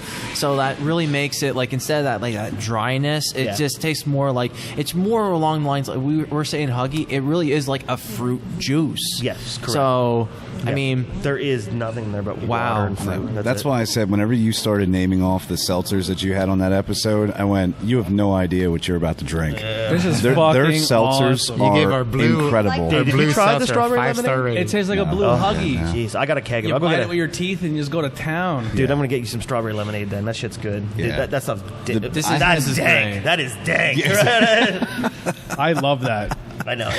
I do too. It is my guilty white girl like pleasure. Don't even. Now this next one, the number 9. So now we're gonna go blast into some sours, dude. There you go. All right. This is one that you you recommended. I had. Yeah. Are you familiar if I say the word kettle soured? No. Yeah. Okay. no, we are. No, come on. We are. Shit. What's the kettle What's sour kettle I just sour? had? Kettles. A lot of people a lot. Herman Thrush. A lot of people kettle sour There's a their lot of beer, kettle sour. meaning they do the mash, collect the wort, put it back into the kettle, and they cool it down to 100 degrees, and they seal it up for 3 days. And they throw in a bacteria, and they let that fester. Oh, that's what Mellow Mink did. Right, and they let it fester for 3 days. Okay, but then they boil it to kill off the bacteria, but leave the lactic acid behind. Okay, there's nothing wrong with that, but What? Real brewers don't kettle real sour. brewers don't kettle sour. Which no, we boil the beer and pitch live bacteria in it and let it ferment. And we will. So our sours tend to have more full-bodiedness to them and more complexity than just straight lactic acid, which is a kettle sour. Because when you boil, you kill off a lot of that other subtlety. And then this is dry hopped pretty heavily, but it is going to be very sour, a little bit of funky. Not that sour to me. It's not going to have. That's different. It's not going to be straight kettle soured lactic acid like you're eating like a candy or something like that. So this kind of. Hold on, let me take one more little nip of this here. Honestly, we've had like quite a bit of sours, and I know I'm going to bring it up, Hudson Valley, because I know when we were at the Retro Lovely Ball, I come out of the woodwork and I'm like, I let you and the other brewer be like, hey, try these sours out. Like it's kind of our cracking bread moment. As I like Hudson Valley sours are unfucking believable. Good stuff. They're on a different level. Yeah, good stuff. And if you can drink as much as if you drink one of those, that's sour. That hits you in the back of the jaws, and you're like this. But drinking nothing but those and then trying other sours, I don't take. I'm not saying, that to me that's not sour. Someone who's never had a sour before, that would hit you. Right. Yeah. That's very tasty. Ooh, I must poured it all over the H6. I'm like too late. Reaction time. So this reminds me of not the golden pilsner, but it has like an IPA pilsner taste to it, like an ale, like a lot of dry hops in it, so you're getting a lot of hop flavor in it. Yeah, it's really good. I like it. It's not going to be aggressively lactic and aggressively acetic. Acetic is like what makes like that cider vinegar taste, and that's what kind of makes your acetone and stuff. Makes that jowly, like, you know what I mean? Like, all those hints are there, but it's not overpowering. Correct. Yeah. Then we don't kettle sour our beer. We never do. So anytime you get a sour beer here, it is live fermented, kept live. The probiotics are in it live, ready to go. We don't boil them. We're not afraid of, cross-contaminating because we have separate equipment for everything. Where does the name come for this one? Code DHSA. So DHA, dry hop sour ale. If you hear like a cost of code, we got a code 187. We got a code, like a police station. We got a code. And this is kind of new because only 29 check-ins. Correct. Total. Very new. Very new. Only last week. What order are we going in here now so I can see the numbers? Read me those numbers there, Hoss. 10, 13, 14, 15. 10, 13, 14, 15. Okay. So your entire board is going to be filled with our logo. Look at all the Bangin' Beers logos up there. Yeah. 10, 13, 14, 15. So the cool thing they have here too is on the up on the screen where they'll have all the beers. There's when you check it in Untappd. Pro tip if you're listening to the show, check it in location and purchase location to this place, or it will not show up on the board. If you do location and you do the strip mall location, it won't show up on the board. So you have to do both locations for it to show up. Correct. Ready to move the next while we're bagging these out here? No pun intended. No, we get it quite a bit. The bin. I just pulled the bin a little bit. A little drippy. So it doesn't matter if you pull the bin or not. See, I'm a sour fanatic, and that was one of the biggest things. They always have I like that very good sours on tap here every single time I'm here. So that's something nice to see because some guys they rotate. A few bottles of meat, somebody does a peanut butter and jelly meat. It tastes like on the spot. What's that called? Old Jam Time or old time jam? Oh or something like that. I wanted to do a meat quick, episode and all too. Yeah. So we lost 3 seconds there, or a couple seconds. When you put the power in, you got to push it in all the way. I thought I put the battery died. So we lost just a couple seconds. We're back on. It is recording. So you missed what you said. How about they have good sours? Yes. You were saying they have good sours. They have very good sours. Every time that I'm in here, they at least have a couple sours on tap, and all the sours that they have are phenomenal. And their meads, which we're about to get into here in a little bit, their meads are... they're probably... I can't say probably. Their meads are the best I've ever had at a brewery in the entire state. Weinbacher, they try to really... Weyerbacher. They try to hit the mead seeds pretty hard. I only ever see them made 2. Yeah, really? That's what I was about to say. I only have 2 from Weyerbacher. Yeah, and this is why just for pro tip. See, you didn't hear it because we're tapped into this, and I'm through the headset. So as soon as it clicked in my ear, I knew to fucking grab it. I was scared to shit. I was like, wait a second. I thought this shut off, and I was like, oh, nope, it's the camera. We're good though. It's all good. We're still rocking and rolling. Let me finish my sour here. Are we on 10 as your first one? I believe, right? That would probably be it. Yeah. 10. We're gonna stick to sour now. This is our other one called Friends Till the End.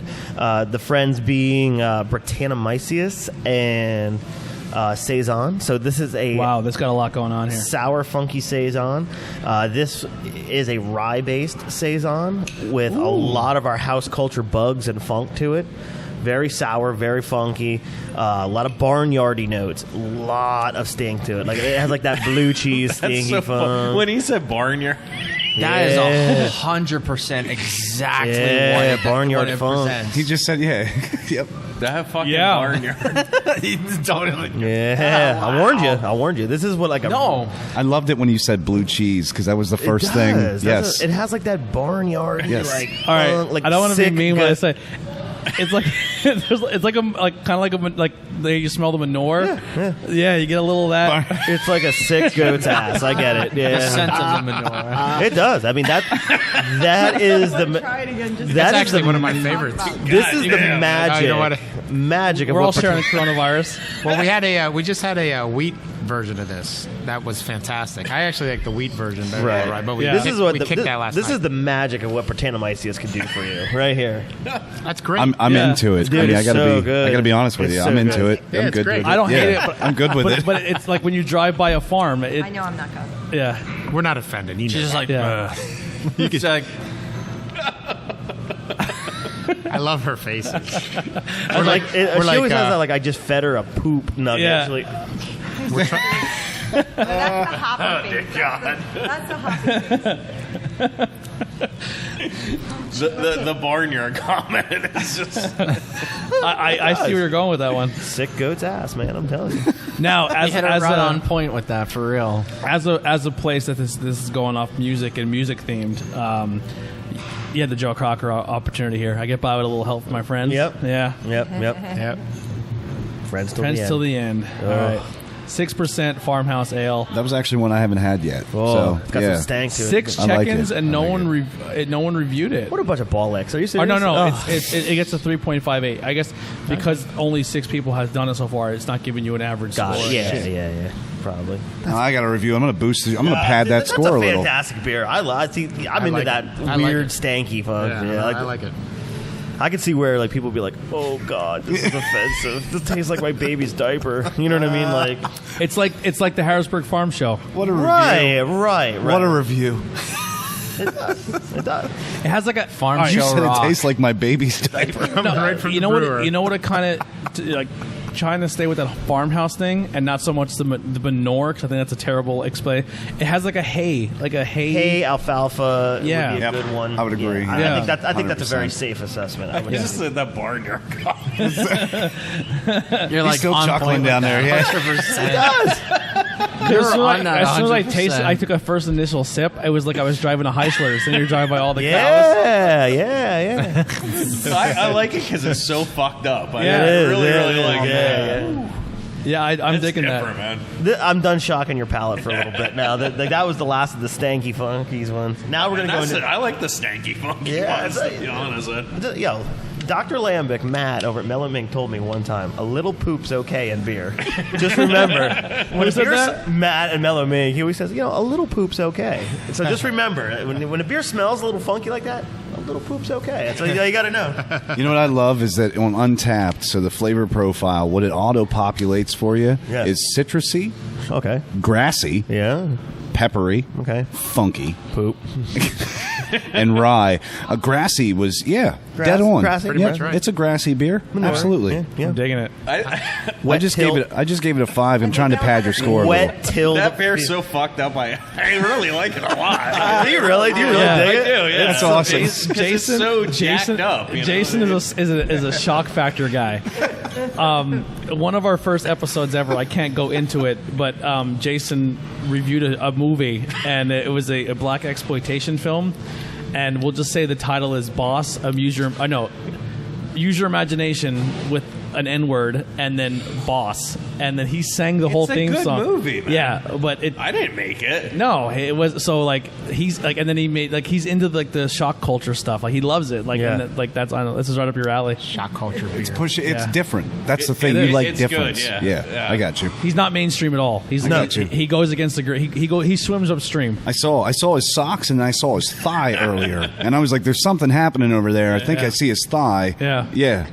Lots of tattoos on that thigh too. Was there tattoos on there too? There's a couple. Yeah. Okay. I was just checking. I mean, I don't know. I was looking from over there. So we met. It's a white thigh. We met Jason at the release of the chocolate beer from Hershey. We did an on location episode at McNiff's Monty City, and Jason showed up and we talked, and I was like, he's kind of weird, but I like him. He's different. He's a weird. He's weird. I like him. He's different, and he's been with us ever since. That's awesome. Bangin beers. You can ask him. Like, it used to be just me and Ben, and then we would have guests on or bands on. And then I was like, you know what? Like sometimes people come on the show and they're not craft beer drinkers, and we're hitting them with like 11% and 10% and 9%, and we do like 3 or 4 beers, and they're smoked, and they're at my house all day then. Yep. And I'm like, you know what I mean? You guys gotta go, man. Because there's a lot of times. There's a lot of times where I would do an episode and then they leave, and I have another episode coming right back. Like I would sometimes I record 3 times a day. Like I'm hustling real hard at this, and I was just like, just go sit in the couch. I have another people coming in. They're just sitting there like. You're like, I'm gonna set my timer, and then in an hour you're going to be sober enough to get the fuck out of my house. We're so used to drinking these types of beers and higher content beers. Like we don't even really get even. Thanks for coming. Come back for the open mic. He's a bass player. Come back for the open mic. Like there's sometimes where we drink so many beers and we're like, we don't even have a buzz. And then we go to the bar and we have like 3 Miller Lite. Like you try to drink Miller Lite all night, you're like, I can't get drunk. Yeah, right. It's like Because you're so Oh my conditioned God, to yeah. it. So I was like, you know what? I think we're going to reassess Bangin' Beers for a little bit, and then we kind of made it like a team. So like not the wrestling show and Not Cool in High School, like a team effort.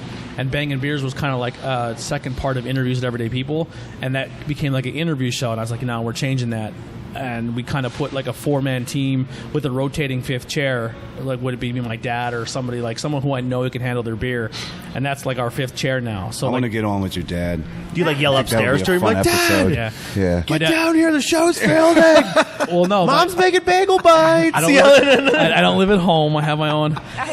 Toledo pizza rolls. Only if you're quiet. Yelling upstairs.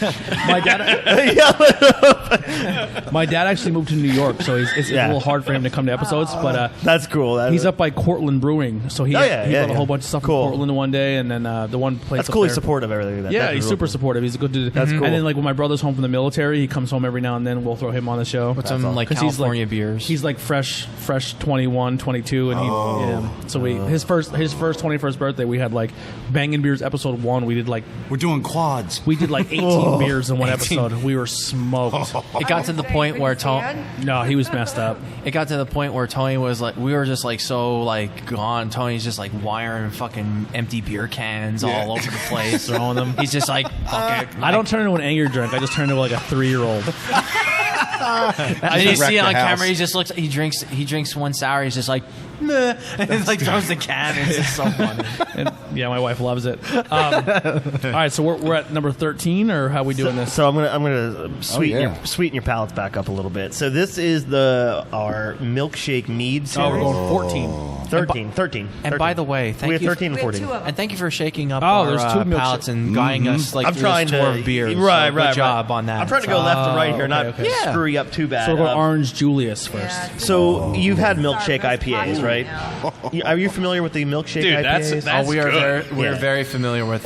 Okay, so this is a milkshake mead, basically. Honey, lactose, vanilla, be and then whatever interesting. flavor we decide. I'm kind of psyched actually. Orange. Everybody, this is the new favorite. That's really, really good. Asked constantly. It smells like an orange creamsicle at the nose. Yeah, Orange Julius. That's really good. Wow. Yeah. I'm not an orange flavored person. I love That's oranges. I don't like orange flavors. Yeah. That's Smooth. like Same literally way. an orange creamsicle, like in That's the so best good. aspect. That's very they good. froze Yeah, that's that. all mandarin Wow. oranges. They froze that yeah. one, and it's good You frozen. guys can talk bad about me. I'm going to the bathroom. All right, now All right. Orange Julius. Yep. Julius, you already have a Pulp Fiction beer.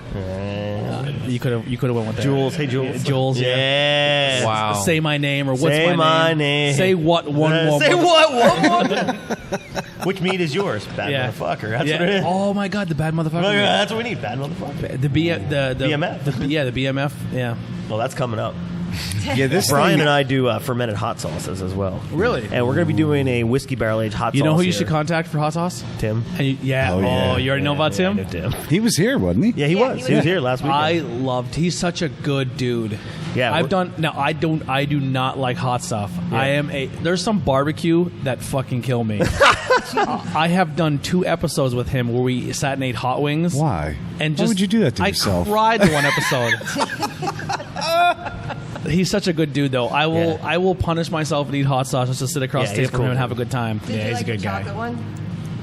So his chocolate one was hot. So he had one called Chocolate Reaper, which was the second to last one that was on that hot one show. Yeah, I got a bottle of that in the fridge over here. I bit it, and immediately I was like, I hate my life. Like I wanted Immediately. to run away from my own body. I was crying. I was tearing. It was horrible. So since I don't understand much about it, Brad, can you lend to how you do a mead? How does a mead come about? So a mead is the literally oldest fermented beverage in the world. Now here's the thing with this mead, real quick. I'm sorry. Very to cut you off simple here. to make too. So Sometimes you get a lot of meads, and they're over boozy tasting. Yeah. That's because they go really high alcohol. Honey is 100% fermentable. Yeah. I mean, it'll dry out and it gets like medicine-y. and if high alcohol. you are a orange, if you like the Jell-O pudding pops orange sickles, this is fucking right there.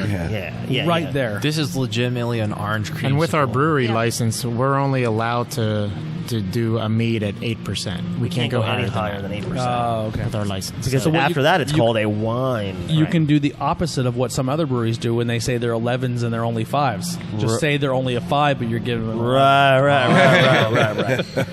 So all it is like what we do, and we'll just do 50 gallons of water, 75 pounds of honey. Yeah. We'll do some lactose in there, and we do some vanilla in there. It's so good. It comes out so smooth. Boil it for a little bit. It's a completely smooth. So this is one of your highest rated. This is like a 4. People love that. 408. Listen, I'm not an orange flavored person, but I think this nails everything you're trying to do here. This is an all day. It's not. Here's the thing: it's an all day because it's not over sweet. It's not like you're drinking. It's like you're drinking pure sugar. Like if you rotated certain beers, this would be an all day. I agree. An all day drinker. Honestly, right off the bat, orange creamsicle for me, it really. I gotta pee again. I'm like an 80-year-old man. We're drinking a lot, dude. Hey, come on. I have 3 weekends worth of booze in me. This is really good. It's fantastic. Oh, you're not Mike. There you go. Hey, now. Hey. There you go. No, it's really good. It's like a orange creamsicle. Mm-hmm. Yeah, that's. I get a lot of vanilla. It's a lot been. of vanilla. It's like that nice. It really balances out very well, and that's. Again, I think no really. Extract. It just extract, all the real deal. It's just like that mind blowing really aspect good. of it. Yeah, that's the real deal, man. And then the next one we're just gonna jump right into right away is a milkshake mead again. Mm-hmm. All right, but our this is our this is our St. Patty's version. This is Shamrock Shake. You're familiar with which is mint, and vanilla. I would definitely give the Orange Julius just because it just has that smoothness, the taste, and the drinkability. Mm-hmm. I'm actually going to say it right now. I'll give that one a 5. Damn. As well. I'll give that a 5 for you because it hits every bit, and I love every minute of it. Damn. It's just an enjoyable, drinkable mead. I'm glad you enjoy that. 100%. That's where I'm coming from. Awesome. And these guys, I mean, Brad, I mean, you already know. They drink a lot of beers. They try a lot of stuff. That's a big For deal them to getting a say a 5. 5, Come on, what do you say? Yeah. That's a bold statement. I really do like that. To have Jason down there with the pig pen hat just going crazy over your meads, that's a big thing too, man. Looking like Chris Elliott, the fuck. And everybody was just down the line. It was funny because when we were at Harris Family Brewing Company, he goes, "Hey, he looks like that one comedian guy, the one on Scary Movie and Saturday Night Live." I go, "Oh shit, I know exactly what they're talking about." I said the wrong Chris name. Everybody loves Raymond. Raymond. Chris Elliott, and I was like, "Oh yeah, oh shit!" They were so funny. Yep. Please. Yes. Have the guy from Scary Movie 2. Hey, take my hand, take my hand, and then Amy's brother that owned the comic book shop, and everybody loves Raymond, as you mentioned. Yeah. So it's just and Saturday Night Live too. It's just great. But I mean, I think you guys, especially, you'll notice the trend here is what I was trying to say is, I mean, I'm not going to say that they have all the best beers that I've ever had, but they're very consistent across the board on everything that they do. It's in that mid to upper level on everything. What I really enjoy is the variety. Yes. You know what I mean? There's a little bit of everything. You're not going to come here and get 9 IPAs and be like, and I remember, exactly, yeah. and I remember talking to you at the Retro Lovely Ball about this. Then too, I said I was always looking for a variety for everyone for us to try, and you're like, "Hey, I have a spreadsheet of what we have on tap and whatever." And I'm like, I think you had a carrot beer, like a carrot beer, and I'm like, that's my favorite. I'm like, are we on shit, 14 this is already? awesome.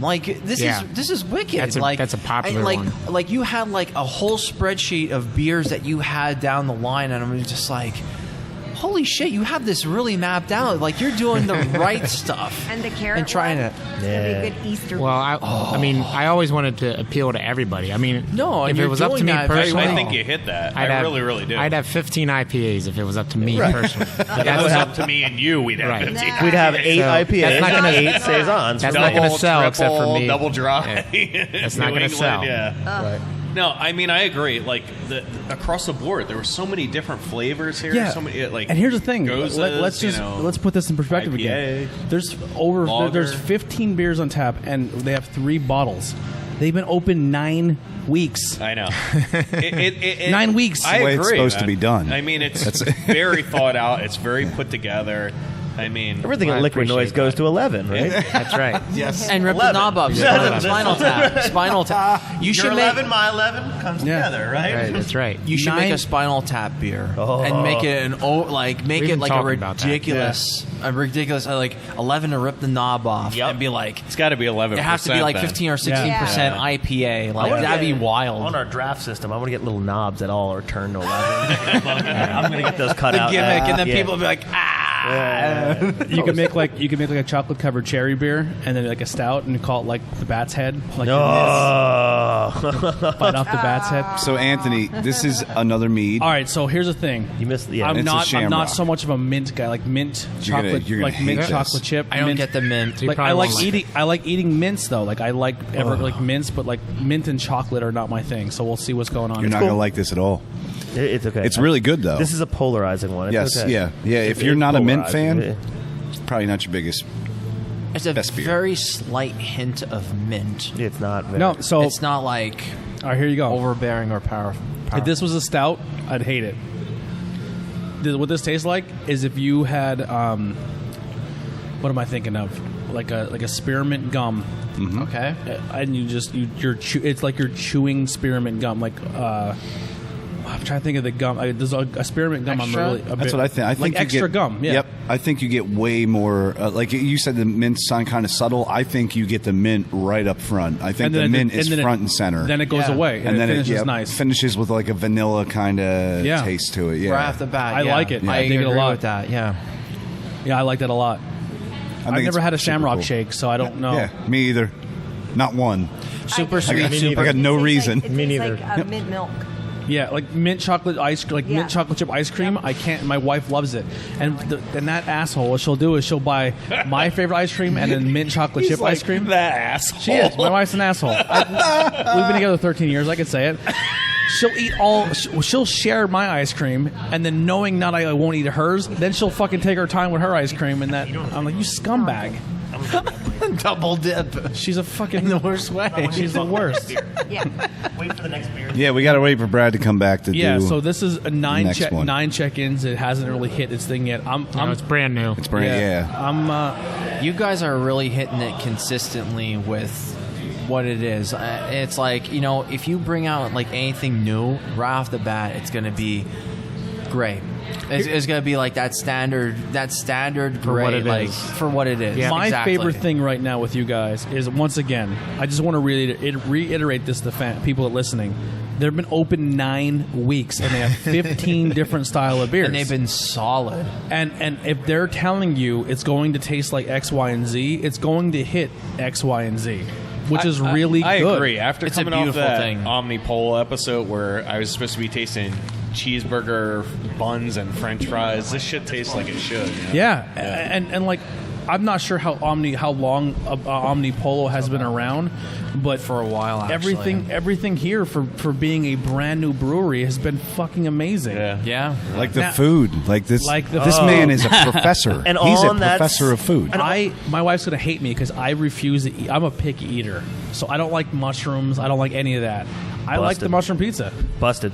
Well, there you go. It was good. We had a mushroom pizza. We had a pineapple. That pineapple prosciutto was awesome, and then the goat cheese and the vinaigrette was fantastic. one. I love that one. I would say I was torn between the prosciutto, pineapple, and that one. Oh, thank you. So I'm just like, I like how he wanna- comes in with It was the, like if Gordon Ramsay made pizza. Right? Can Yes. I I like goat cheese The too, whole so like Yeah, yeah. you got me on that one. garb looks like Leatherface for me. I love it. Like come in and swear on a chainsaw. You should see how he cuts the pork in the back. Oh, Aggressive. The old steel. So how long have you been cooking? Cooking? Man, probably since middle school. Yeah. Just as far as an interest goes. But Tell me what you my did first job was dishwashing in the back of a barbecue place, and immediately wanted out of that job. So I asked to be. Immediately. Oh man, we're hitting it with the puns hardcore, man. Wow. That borders on a dad joke. Yeah. How did you come in contact? Real quick, introduce yourself to the people listening. My name is Mike Bates. I'm the head chef at Liquid Noise Brewery. How did you come into the Liquid Noise family? Oh, man. Before there was a Liquid Noise family. I sniped him from his old place. I was peddling coke. Yeah. He was in a dark, bad space. They got a hold of me, and then, like, I'm cooking again. He was living out of his car. Mike used to sell me all my crack. You know what I mean? Before. It's like, I'll put that in that podcast pizza. am I on here? We're from School County. We got to give you a good origin story, man. Yeah. Hey. No, but Brad and Brian and I all kind of came together and started doing beer pairings. Okay. At my previous job at Cornerstone Coffee House. They had a culinary kitchen, room set up in the back, and they do a multitude of things there. They have another chef that would do cooking classes and stuff like that, and I had an opportunity to be in there, and I said, well, let's get Brad and Brian in there, and we'll just do beer pairings. So, and we were always like, there was always two chefs, and the one is fine, don't get me wrong, but the dinners that Mike always did stuck out in our brains. I was just like, oh my god, this guy is so freaking good. He's young, he's talented, he's hungry. He's fantastic. He is like what Brian and I are with brewing. And I said, when we were looking for a chef, I was like, listen, this guy has a job. I'll throw the offer to him. I said, but I'd love for Sean and Michelle to meet him. And I said, Mike, what do you think? And on the freaking, I call it the first date. On the first date, he came with like a picnic basket of all homemade food for us. Lots of meat. And homemade goodies and shit like that and all this shit. Yeah. And it was I made a bunch of meat for two vegetarians. Which was great. But it was awesome. And I had faith in him. I knew. Brian and I knew. And I'll tell you what, he's been a home run here so far. I feel the same way. And it's like if they have, they have Brad with his expertise in the beer field and being able to put out with what you guys have seen with the beer and the level of beers that they put out. They literally put out the same level of food at the same location. They keep the. I didn't get a look at the menu for like prices or anything, but cheap if you ask me. I agree for that kind of gourmet food. It's elevated pub. It's elevated pub. Elevated pub. Like I said, if Gordon Ramsay was making pub food, that's what came out of the kitchen. It's like the most expensive thing is $13. Yeah, that's not bad at all. No, wow. Yeah. The most expensive. And I've ate it. It's worth every penny. And might I add, this dude friggin' makes his own sauces. He makes everything from scratch. He don't buy anything. Yeah. He's rocking and rolling. His own dough. The only thing that I can probably we can compare it to from what you've talked about, you went up to in New York. Where was that at? Where the guy made like brisket. It was like a $9 brisket. Equilibrium. Oh yeah. I've been there. Yeah. Same here. Yeah. Like and that's New York, and same level. That's here in. This is technically not Harrisburg, Marysville, PA. Marysville, yeah.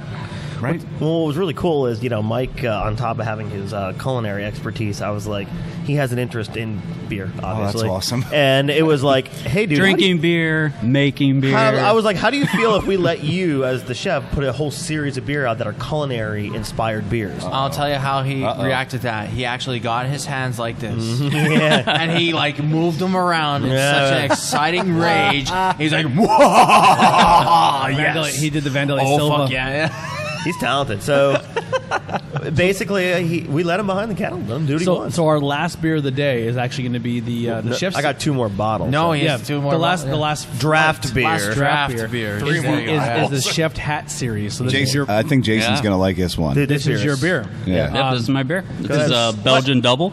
Sloshed on squash. That's right. If you're a squash fan, you're going to love this beer. Mike, tell me you do it. And tell them about the maple syrup and all that. This just blows. So I got I have some farmer buddies up in New York, up in the Catskill area, and they gave me several gallons of grade B maple syrup. Do you want me to tell you what this kind of tastes like? It's good. Here we go. I like that. It tastes like the Maple Mistress that Saucony Creek does, but and it's a lot more maple up front. Tell them about some of the spices you put in there, though. Yeah. Wow. There's spices in there. You're gonna guess on you know spice. what? It is five. It is boozy though. Whoa! Wow. Do you get a boozy like? I would drink It's a little that slightly boozy, but that's boozy, malty. I would drink that the entire month of October. You know what? You should make this a fall seasonal. Yeah, that's 100%. That would definitely. This is like an October, 100% almost like an because October. I gotta agree. What else? Fall. Can you guess what other spices are in there? Yeah. I would say maybe nutmeg. Nope. No nutmeg. There's a star anise, Ooh. What? cinnamon, Cinnamon. Okay, cinnamon. ancho chili, Ancho chili. and 20 pounds of acorn squash that we roast, like fire roasted till it Wow. was charred on the outside, soft on the inside. So good. Dude, No right? joke. That's If you bottled this in the fall, this would be instantly a good fall beer. I'm sure you've had 100%. Chimay, right? Seriously, good job. That was a Thank you. well-deserved hand. I gotta high agree, five, man. 100%. Wow. That was Fall. worth the risk Yeah. of Corona, Wow. Mike. That was worth it. That was worth it, right?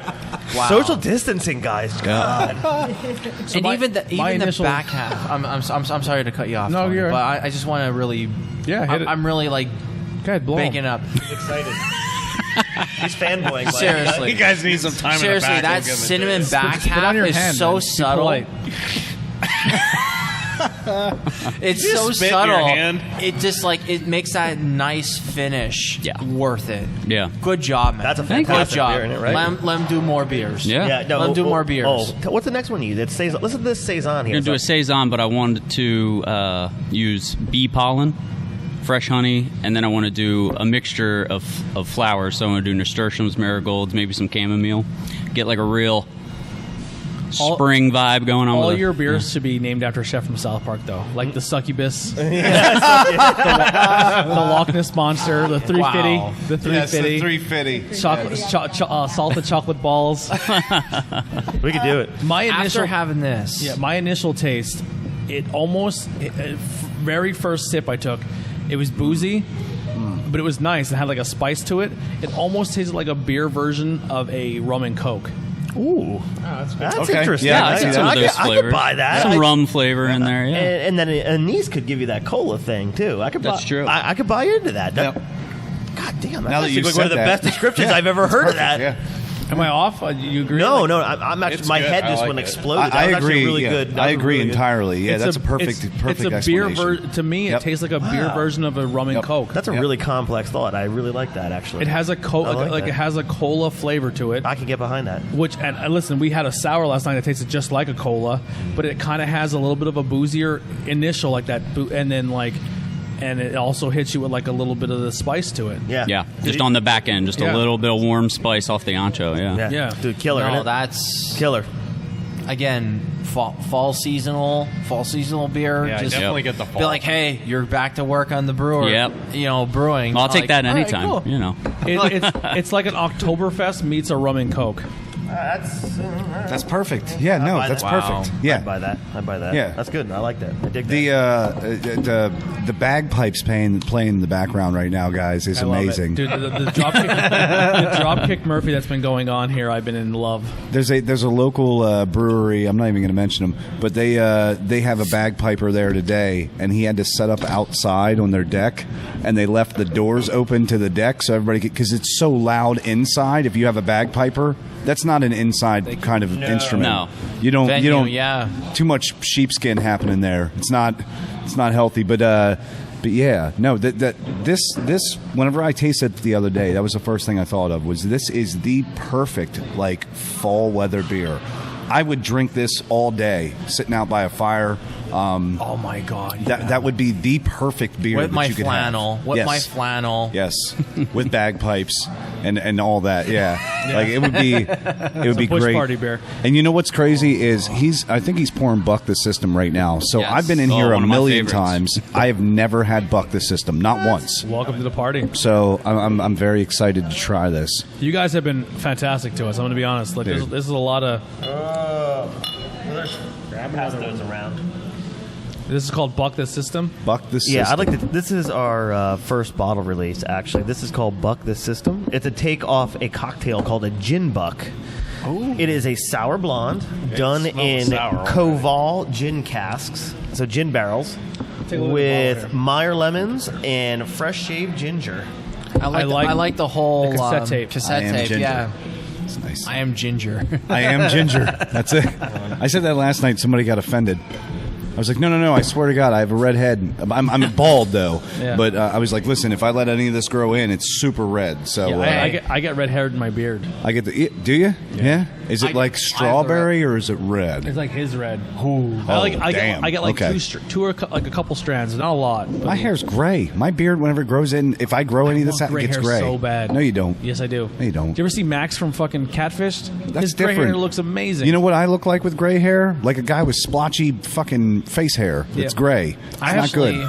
It's nothing good. This is nothing happens You gotta grow here. the mustache part. I can't grow a mustache. I can, but it looks like I look like a detective. Like I get the detective mustache. Because with no mustache and just a chin thick. strap, you look Amish. Detective. That's what I was going for, though. A lot of people, there's a lot of people who can't grow a beard. No, I don't grow it. I can't. I grow called ladies. I grow the. I grow the anti-Hitler. I can never be Hitler. The inverse. You can't. No. I did a redhead Hitler So- one There's a time baby right in here. college. I'm just like, Yes. and So I'm like, it didn't work out. So this is kind of a All right, a real little quick. bit. You guys are music fans, so you've probably seen movies. I'm gonna blow Ben up real quick. Have you ever seen the Bohemian Rhapsody? Oh, movie? you son of a bitch! Don't no. Yeah, remember- yeah, no. yeah. Oh. Is he? Remember Freddie's lover? Yes. Yeah. What's his name?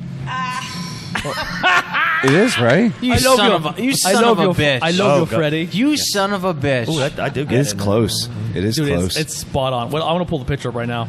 So real quick, while Yeah, if I had fucking banks cut up to like up to here, god damn it! Oh my god! on the Hitler reference, I'm blowing right? Ben. So my grandfather, whenever he passed away, the funeral director that like did all the stuff, right? He shaved his, because they shave your face or whatever whenever you die, and they shaved his face and they shaved a Hitler mustache on him, like a full on Hitler mustache. And the funeral director, when we went in for the viewing, was like, hey, like, this is how I remember him, because they'd known each other growing up. And I'm like, was my grandfather Hitler? Like, no way. My grandfather might have been Hitler. I don't think he was, but he had he wore a Hitler mustache back like- in the day it was like when he was a It teenager. was like Always Wow. Sunny in Philadelphia when they get their grandfather's belongings. yeah, it's right. That's why I shave all this off. I don't want to continue that family tree. That's what's happening there. After St. Patrick's Day, I'm gonna shave all this off. I'm gonna just work it up. I'm just gonna shave Yeah.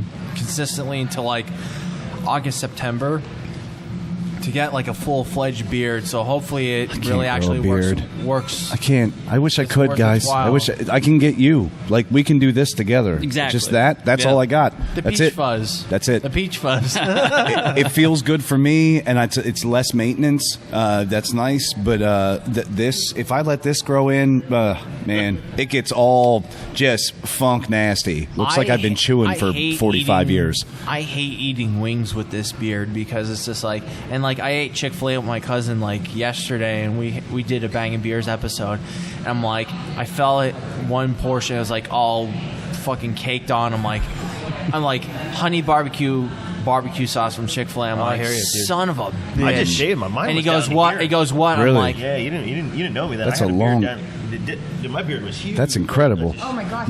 My hour bass player. So Sean has band 1 His Oh, Jesus. wow. Yeah, I used to have a big one. That was like wow. years ago. Yeah. So, He said yeah, it's like maybe like Looks like right- it's maybe like pulling your right jaw here down. for the It most does. part. Yeah, I get right it hurt. here, but I lost It 4 used to be pounds. huge, and then our bass player Jeremy, he's got like this big old father time ZZ kind of Top. beard, right? ZZ Top beard. Yeah, I look at him because he has no hair up here. He's shaved, I mean, completely bald, and then just all of it's here. Yeah. It's like gravity just took over and just just puffed it out. I cannot find this fucking picture. I usually find it so fast. It's okay.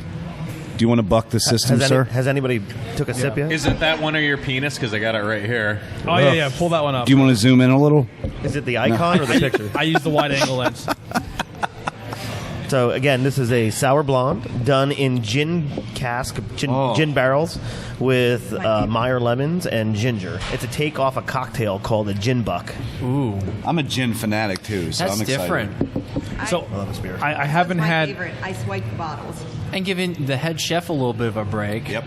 Here, he's just like chilling, like, hey, I'm having fucking beer. Yeah. Like, fuck yeah. Welcome to the show, man. Everyone gets loosey goosey. So, Mr. Head Chef, do you want to address your best damn grilled cheese that you have over there? Would you like to talk about what kind of cheeses go into that? Well, Matt Dave was sitting on that that for a is, long time. Real quick before you start, we Okay. have a restaurant in our area. We're Schuylkill County, and all the restaurant does is grilled cheese. ate I've heard of that. The place, Wheeled, yeah. The wheels. Yes. yeah. That's fantastic. Well, mine has a homemade pimento cheese and has fresh chives, and then Munster and holy smokes, let me think here. Gruyere. No, not Gruyere.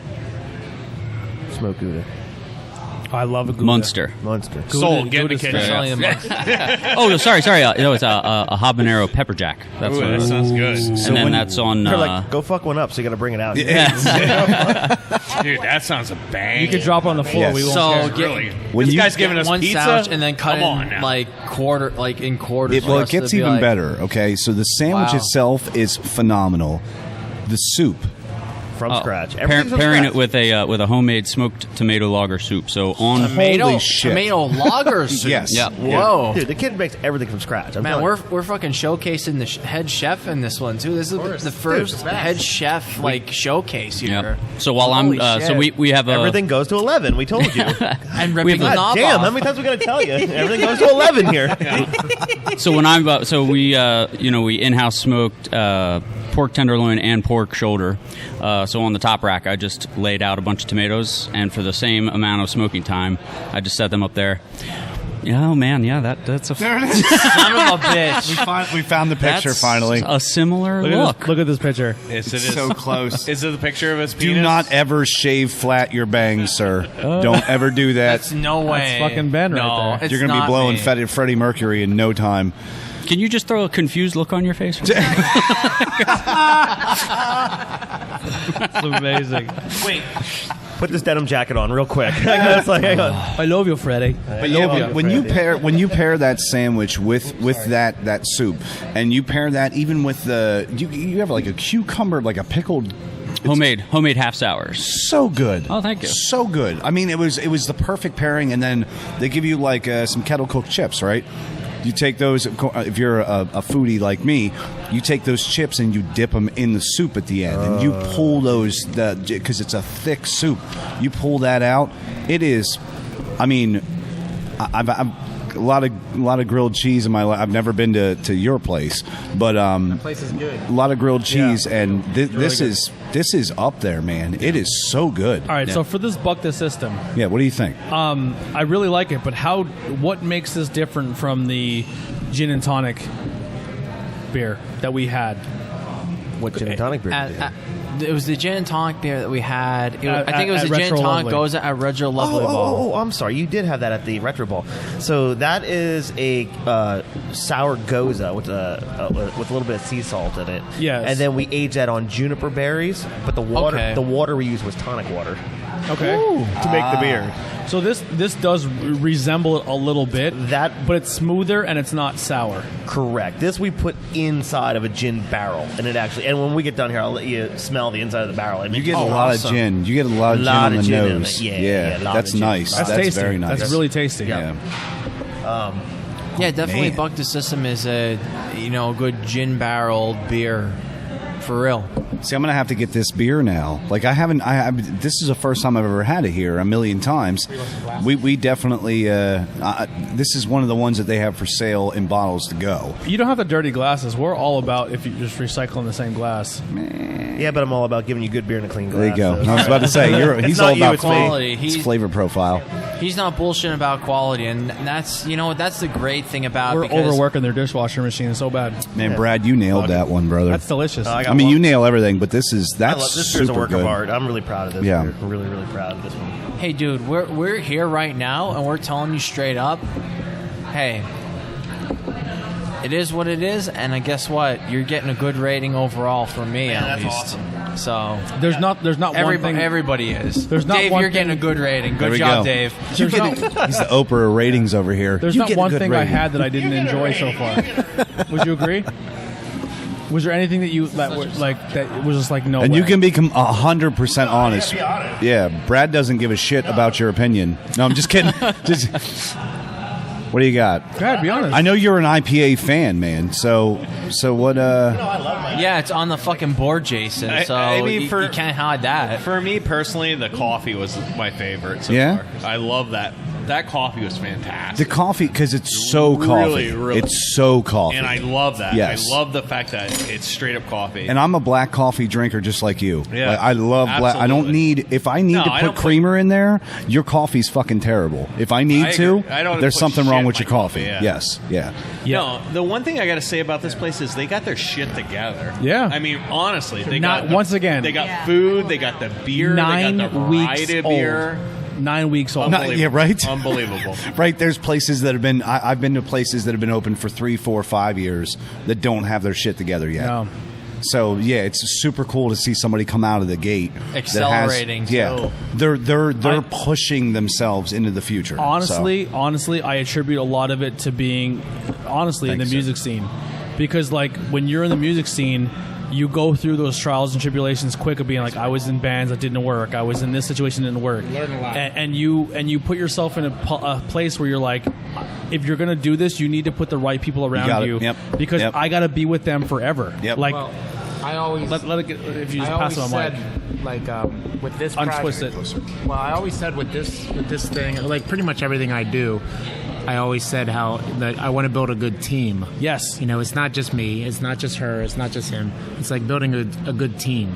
What you were saying before too, like sometimes the ultimate garage band. During the week, you guys are like, you said you're with each other all the time. It's been 9 weeks. You're butting heads, but then you're like, you know what? At the end of the day, we all know that we're passionate. Yeah, well, about what we're doing. we butt heads, but I mean, we all love each other. Exactly. We butt heads in a. You know, I mean, that's life. That's business. The most professional way of butting heads. My favorite band of all time is Aerosmith. Don't put them in a room together. No, we definitely don't hate each other. Yeah, Aerosmith. I love these guys, you know, but it's.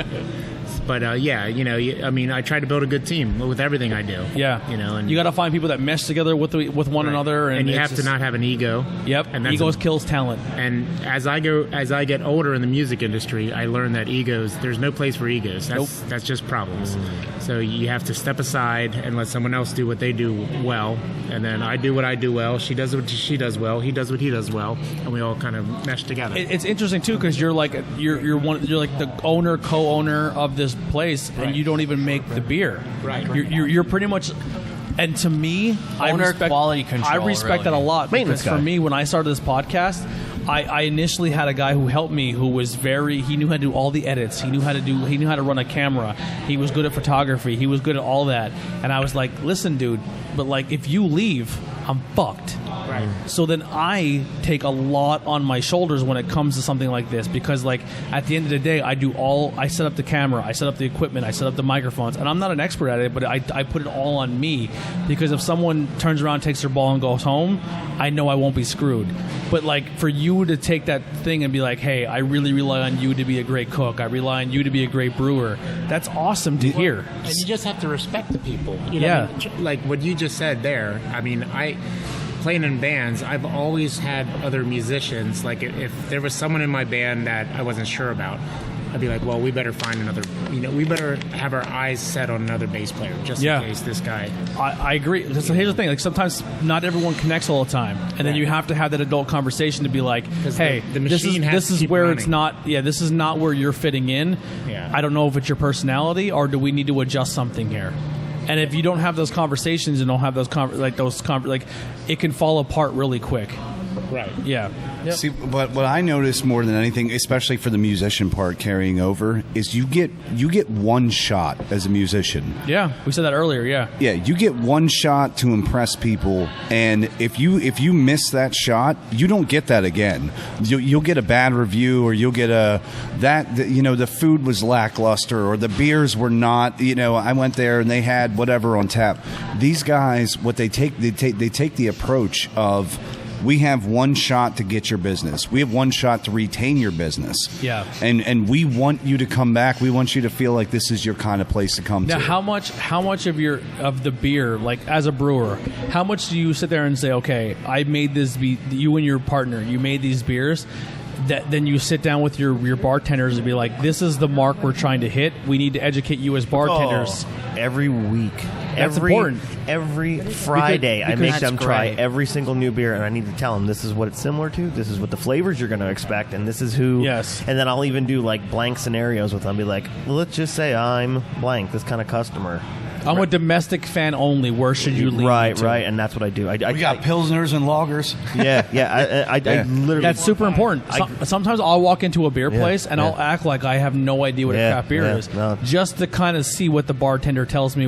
Because if you can walk in and see a bartender and be like, they have no idea what they're talking about. Damn right. I know, dude. I'm anal about that. And they all spent, each one of our bartenders and staff spent an afternoon with Brian and I, and went through like a little rigorous test and everything. And we grill them all the time, and we give them new beers every week, so they have to be rapid fire on it, and they have to drink them. Not only is it important as owners, but it's important to the people who brew it, to the people who make the food, to the people who, and now honestly, when it comes down to it, the server is your main person who has to know the whole wheel of the system. So if you're someone who are waiting tables or serving behind the bar, you better know what they're brewing, and you better know what's going on in the kitchen, because you're their first contact to someone walking into a place saying, hey, I don't really like this, but what should I try? Or the other one that kills me is how big is your system? I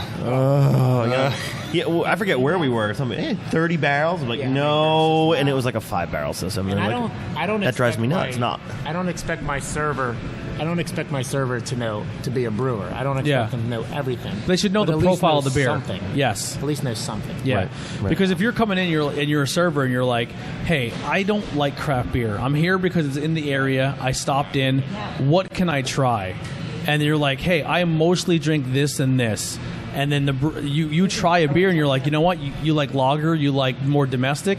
I'll lean you more towards the Pilsner and the lager side of things. You know what I mean? Right. Like, for example, if someone came in here and they said, I don't really like craft beer, I don't really know what to expect. Like, the first thing I would do is like, remember Blue Huggies? That's yep. Seltzer, right? 100%. You like Blue Huggies? Time, you should try the seltzer. Yep. Like, you know what I mean? Like something like that. Do you like Shamrock Shakes from McDonald's? Yeah. You should try this one. Like, do you like Orange Julius? Yeah. Well, what do you think of Orange Sickle? Orange mead. Yeah. That's you know what I mean? We do for the girls when they come in. Right. Anyway, we don't want a beer. What do you have else other than this? And I think the best thing too is another beer I'm not someone who owns a business, but I'm someone who goes to a lot of businesses and tries beers. Push the flight first. Always. Yep. 100%. Don't buy a full glass. That's what I do. Yeah. Flights everywhere. Try flight. Try 4 beers. It's because no more a flight is like, what do you charge for a flight here? $8. $8. It's around $7 to $8. Yeah, it's barely more than one beer. Yeah, so you're gonna try one beer and you're gonna try 4 different ones. Yep. Try that flight. Tell me what you like. Even if you do really like one, try another flight. Yeah. For 2 flights, I guarantee you'll leave with the same buzz if you bought 2 full beers, and you're getting a full range of what that brewery is. And you about. try something different, and it's all in. You expand your horizons. There's a lot of bars I walk into, and they don't even talk about flights. Yeah, they have a 40 tap system, and the first thing that I should be told is coming in is like, hey. First thing before you sit down, welcome to the place. Have a great time.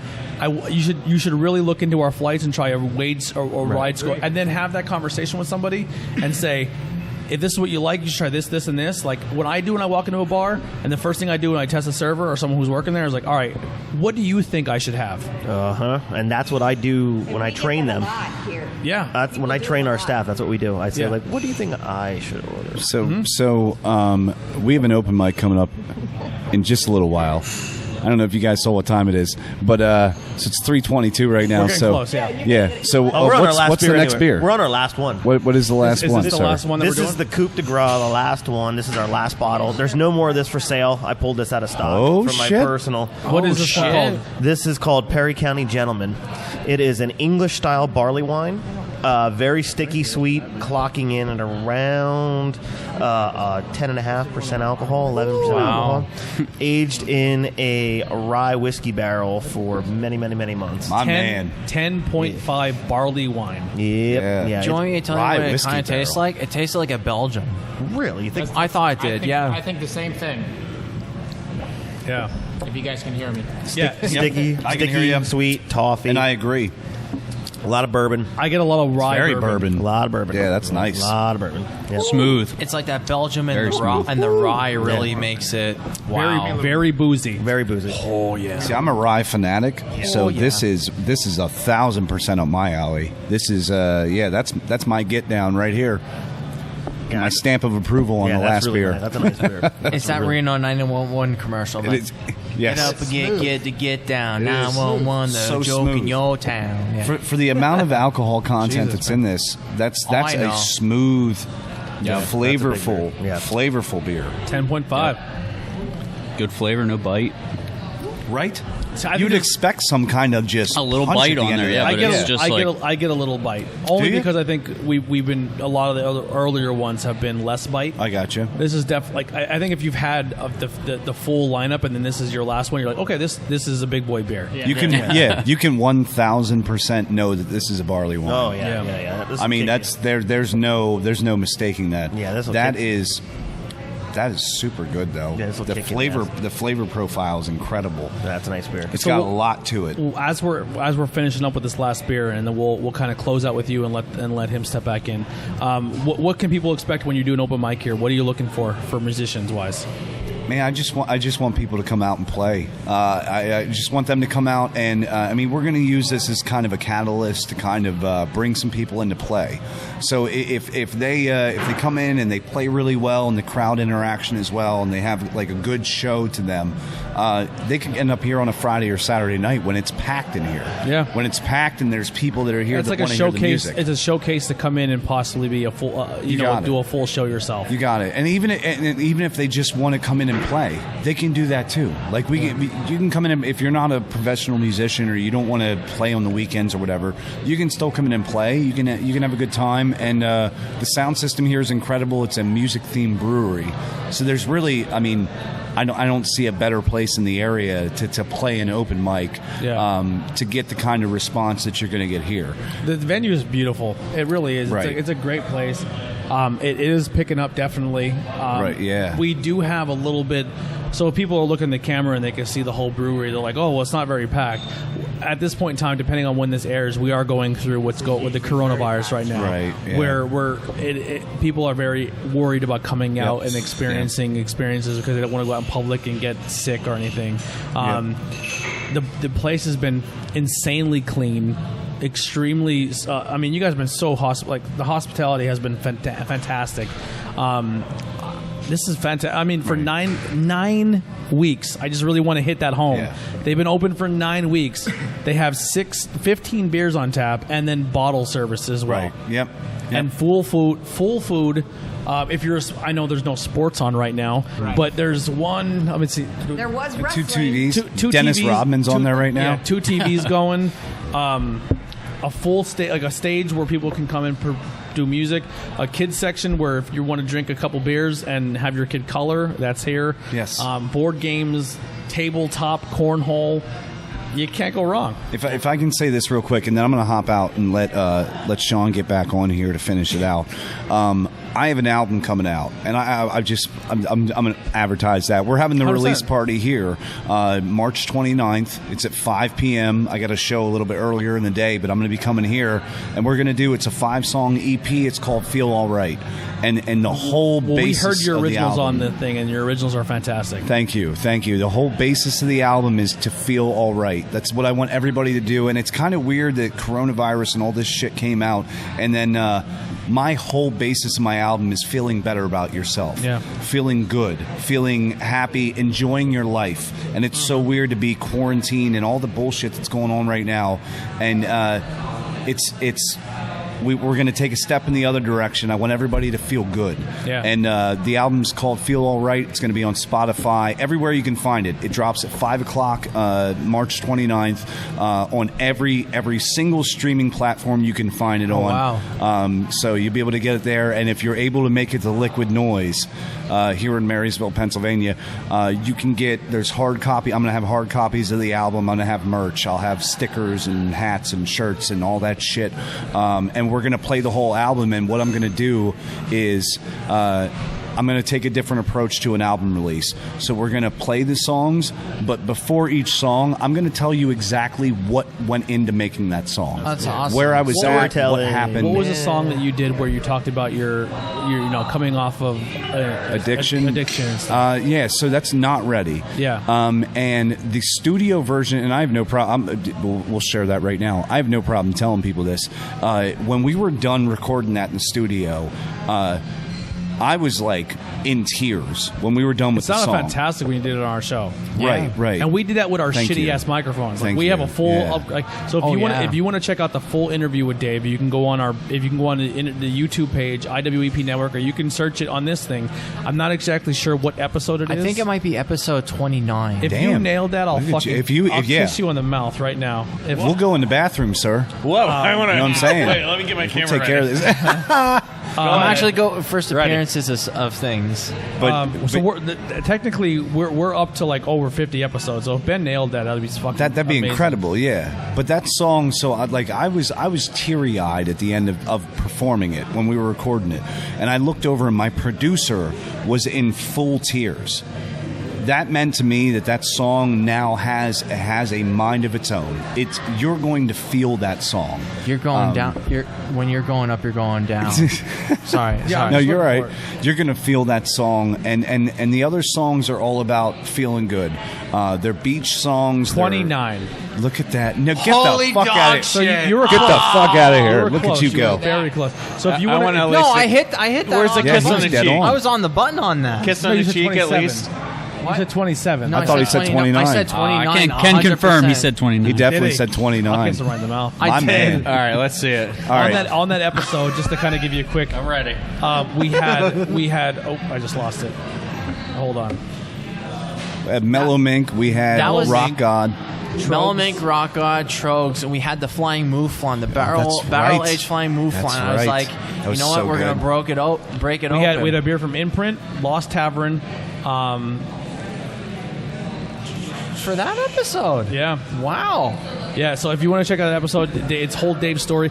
Pretty much realistically, Dave is a musician. He met a guy in the street, gave him a guitar, a homeless guy, gave him a really valuable guitar for almost nothing. And then Dave said, you know what, like, I'm going to take this guy's blessing and work with it, and started playing music. And We're 400 shows in, guys. Yeah. And lo and behold, Dave's here. Yeah. So, but yeah, thank you to Bangin' Beers. Thank you to everybody. No, thank you, man, because you go to these places, you go to breweries, and you play shows, and the first thing you do when you walk in, it seems like, is like you walk in and be like, hey, I'm going to play music here. You should check out this podcast, because they're all about showing off beers, and that's what helped us get in here quick. Yes. Yeah. I mean, you guys are great. It helped a lot with you guys because we met you at the Retro Lovely Ball and stuff. But, definitely. But for Dave coming in and backing us up and saying I was on their show, yeah, they're gonna legit. Have a good time. They're legit. So I'm going to let Sean get on here, but yeah, thanks, guys. No problem, Dave. I'm actually going to dip out as well. Thank you so much, but man. It was great talking to you guys. Hey, thank you very much. Real quick before we let nice you go, meeting you. What all is on the menu? What can we expect here?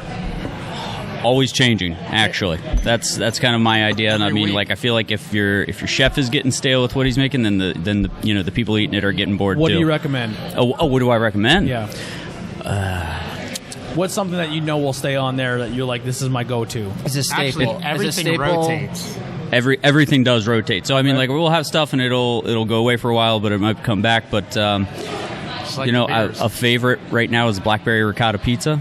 Blackberry ricotta pizza. It's a berry compote. I'm gonna be eating again because I'm gonna I tell need you something to eat about before I Mike. could drive home. Yes. Mike makes some stuff that I would never order if I was out in a restaurant, and then I taste it here, and it's like the most amazing thing I've ever had. I fucking hate mushrooms, and I ate a mushroom pizza today. It's the most it's amazing that good, thing. right? So I'm like, oh my god, I would never order a ricotta pizza, but I've had like, it's like the best thing ever. All three pizzas he's walked out with today, I was like, my inner like picky eater was like, oh my god, I'm gonna be respectful. They're letting us be here, and I ate them. I was like, this is fucking fantastic. Yeah.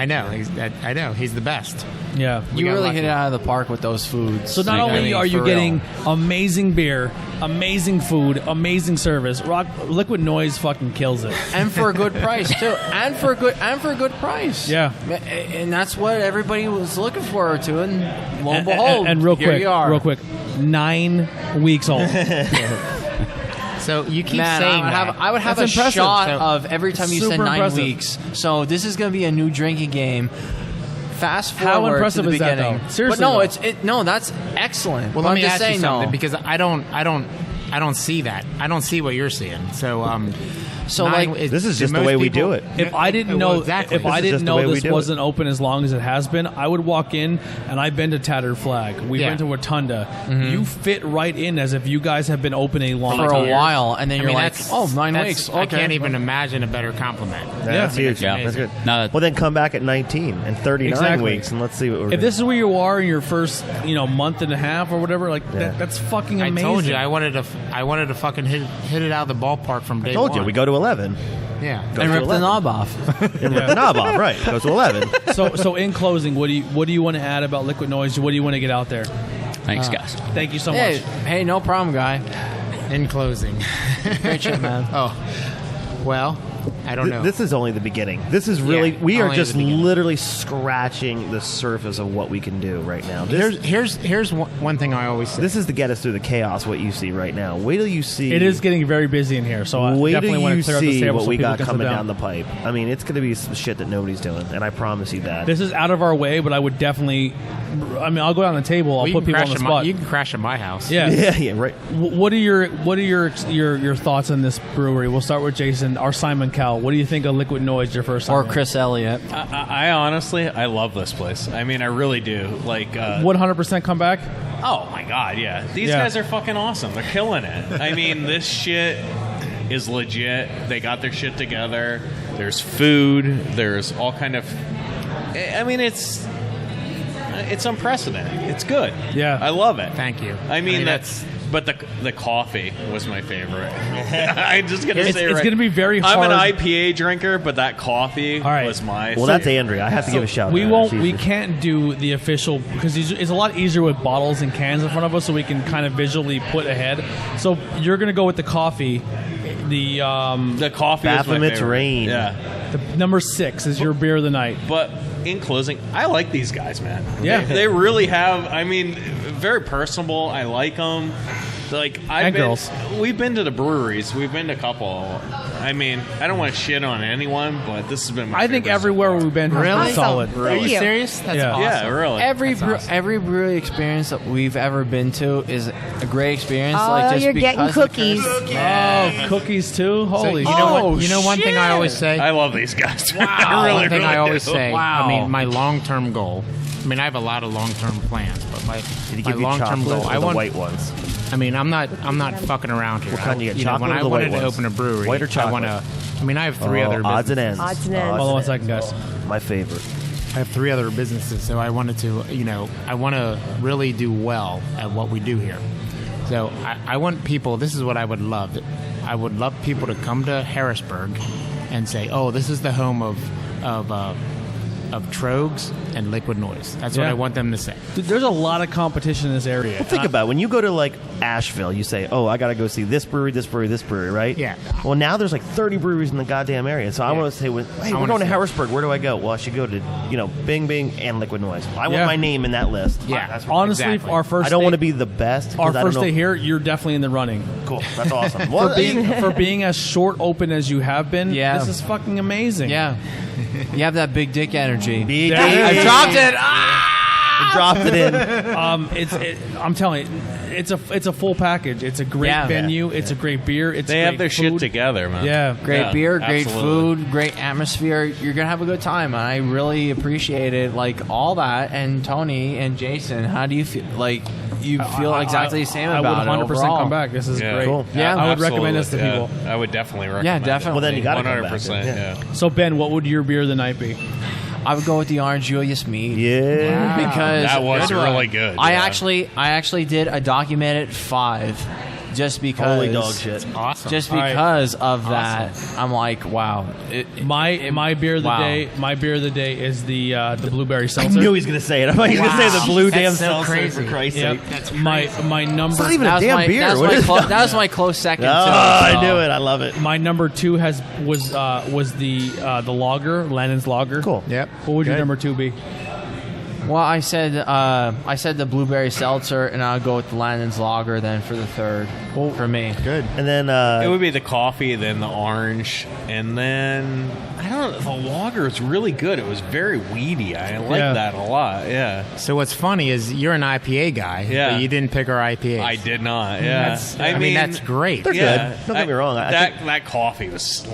I mean, that coffee is really, my number two, really good. And I like it. And that 4%, that 4% stout. I know you can drink more than that. Wow, that was just a solid thing. See, people either get that or they don't get that. I get people who love that. Oh, it's only 4%. I can drink 5 of them, or I get like, oh, that's shit. I want more booze. And I'm saying the coffee. That coffee is so good, though. I'm torn for my number 3. Good. So my number 1 is the blueberry seltzer.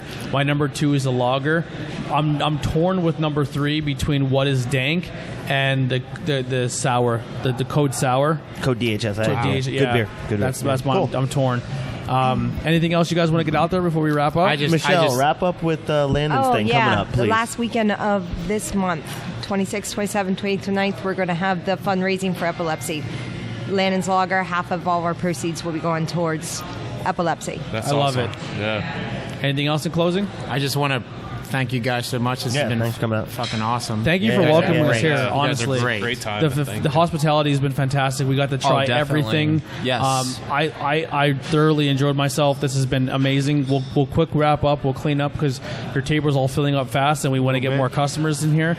We're probably gonna hang out a little bit. I want to get some food, so I definitely can drive home. I'll get another meal, and then thank you guys, man. Liquid Noise, 10 out of 10, man. This place has been fantastic. Solid place, like a rock very star, solid man. place. Good very stuff. clean environment. Yeah, thank you guys so much. Overall, great were job, guys. Super cool people at the Retro Lovely Ball with Michael, and it carried over to your brand new business that you were talking about, and it's been amazing. That's what we want. This is all about family. We have family working here. I mean, we just want a great environment. I mean, that's what we want. Yeah. All right. Well, let's get out of here. Let's let them turn their music back up and let their customers enjoy some good stuff too. See you guys next time. This is Bangin' Beers Podcast. See you. Thank you. Thank you.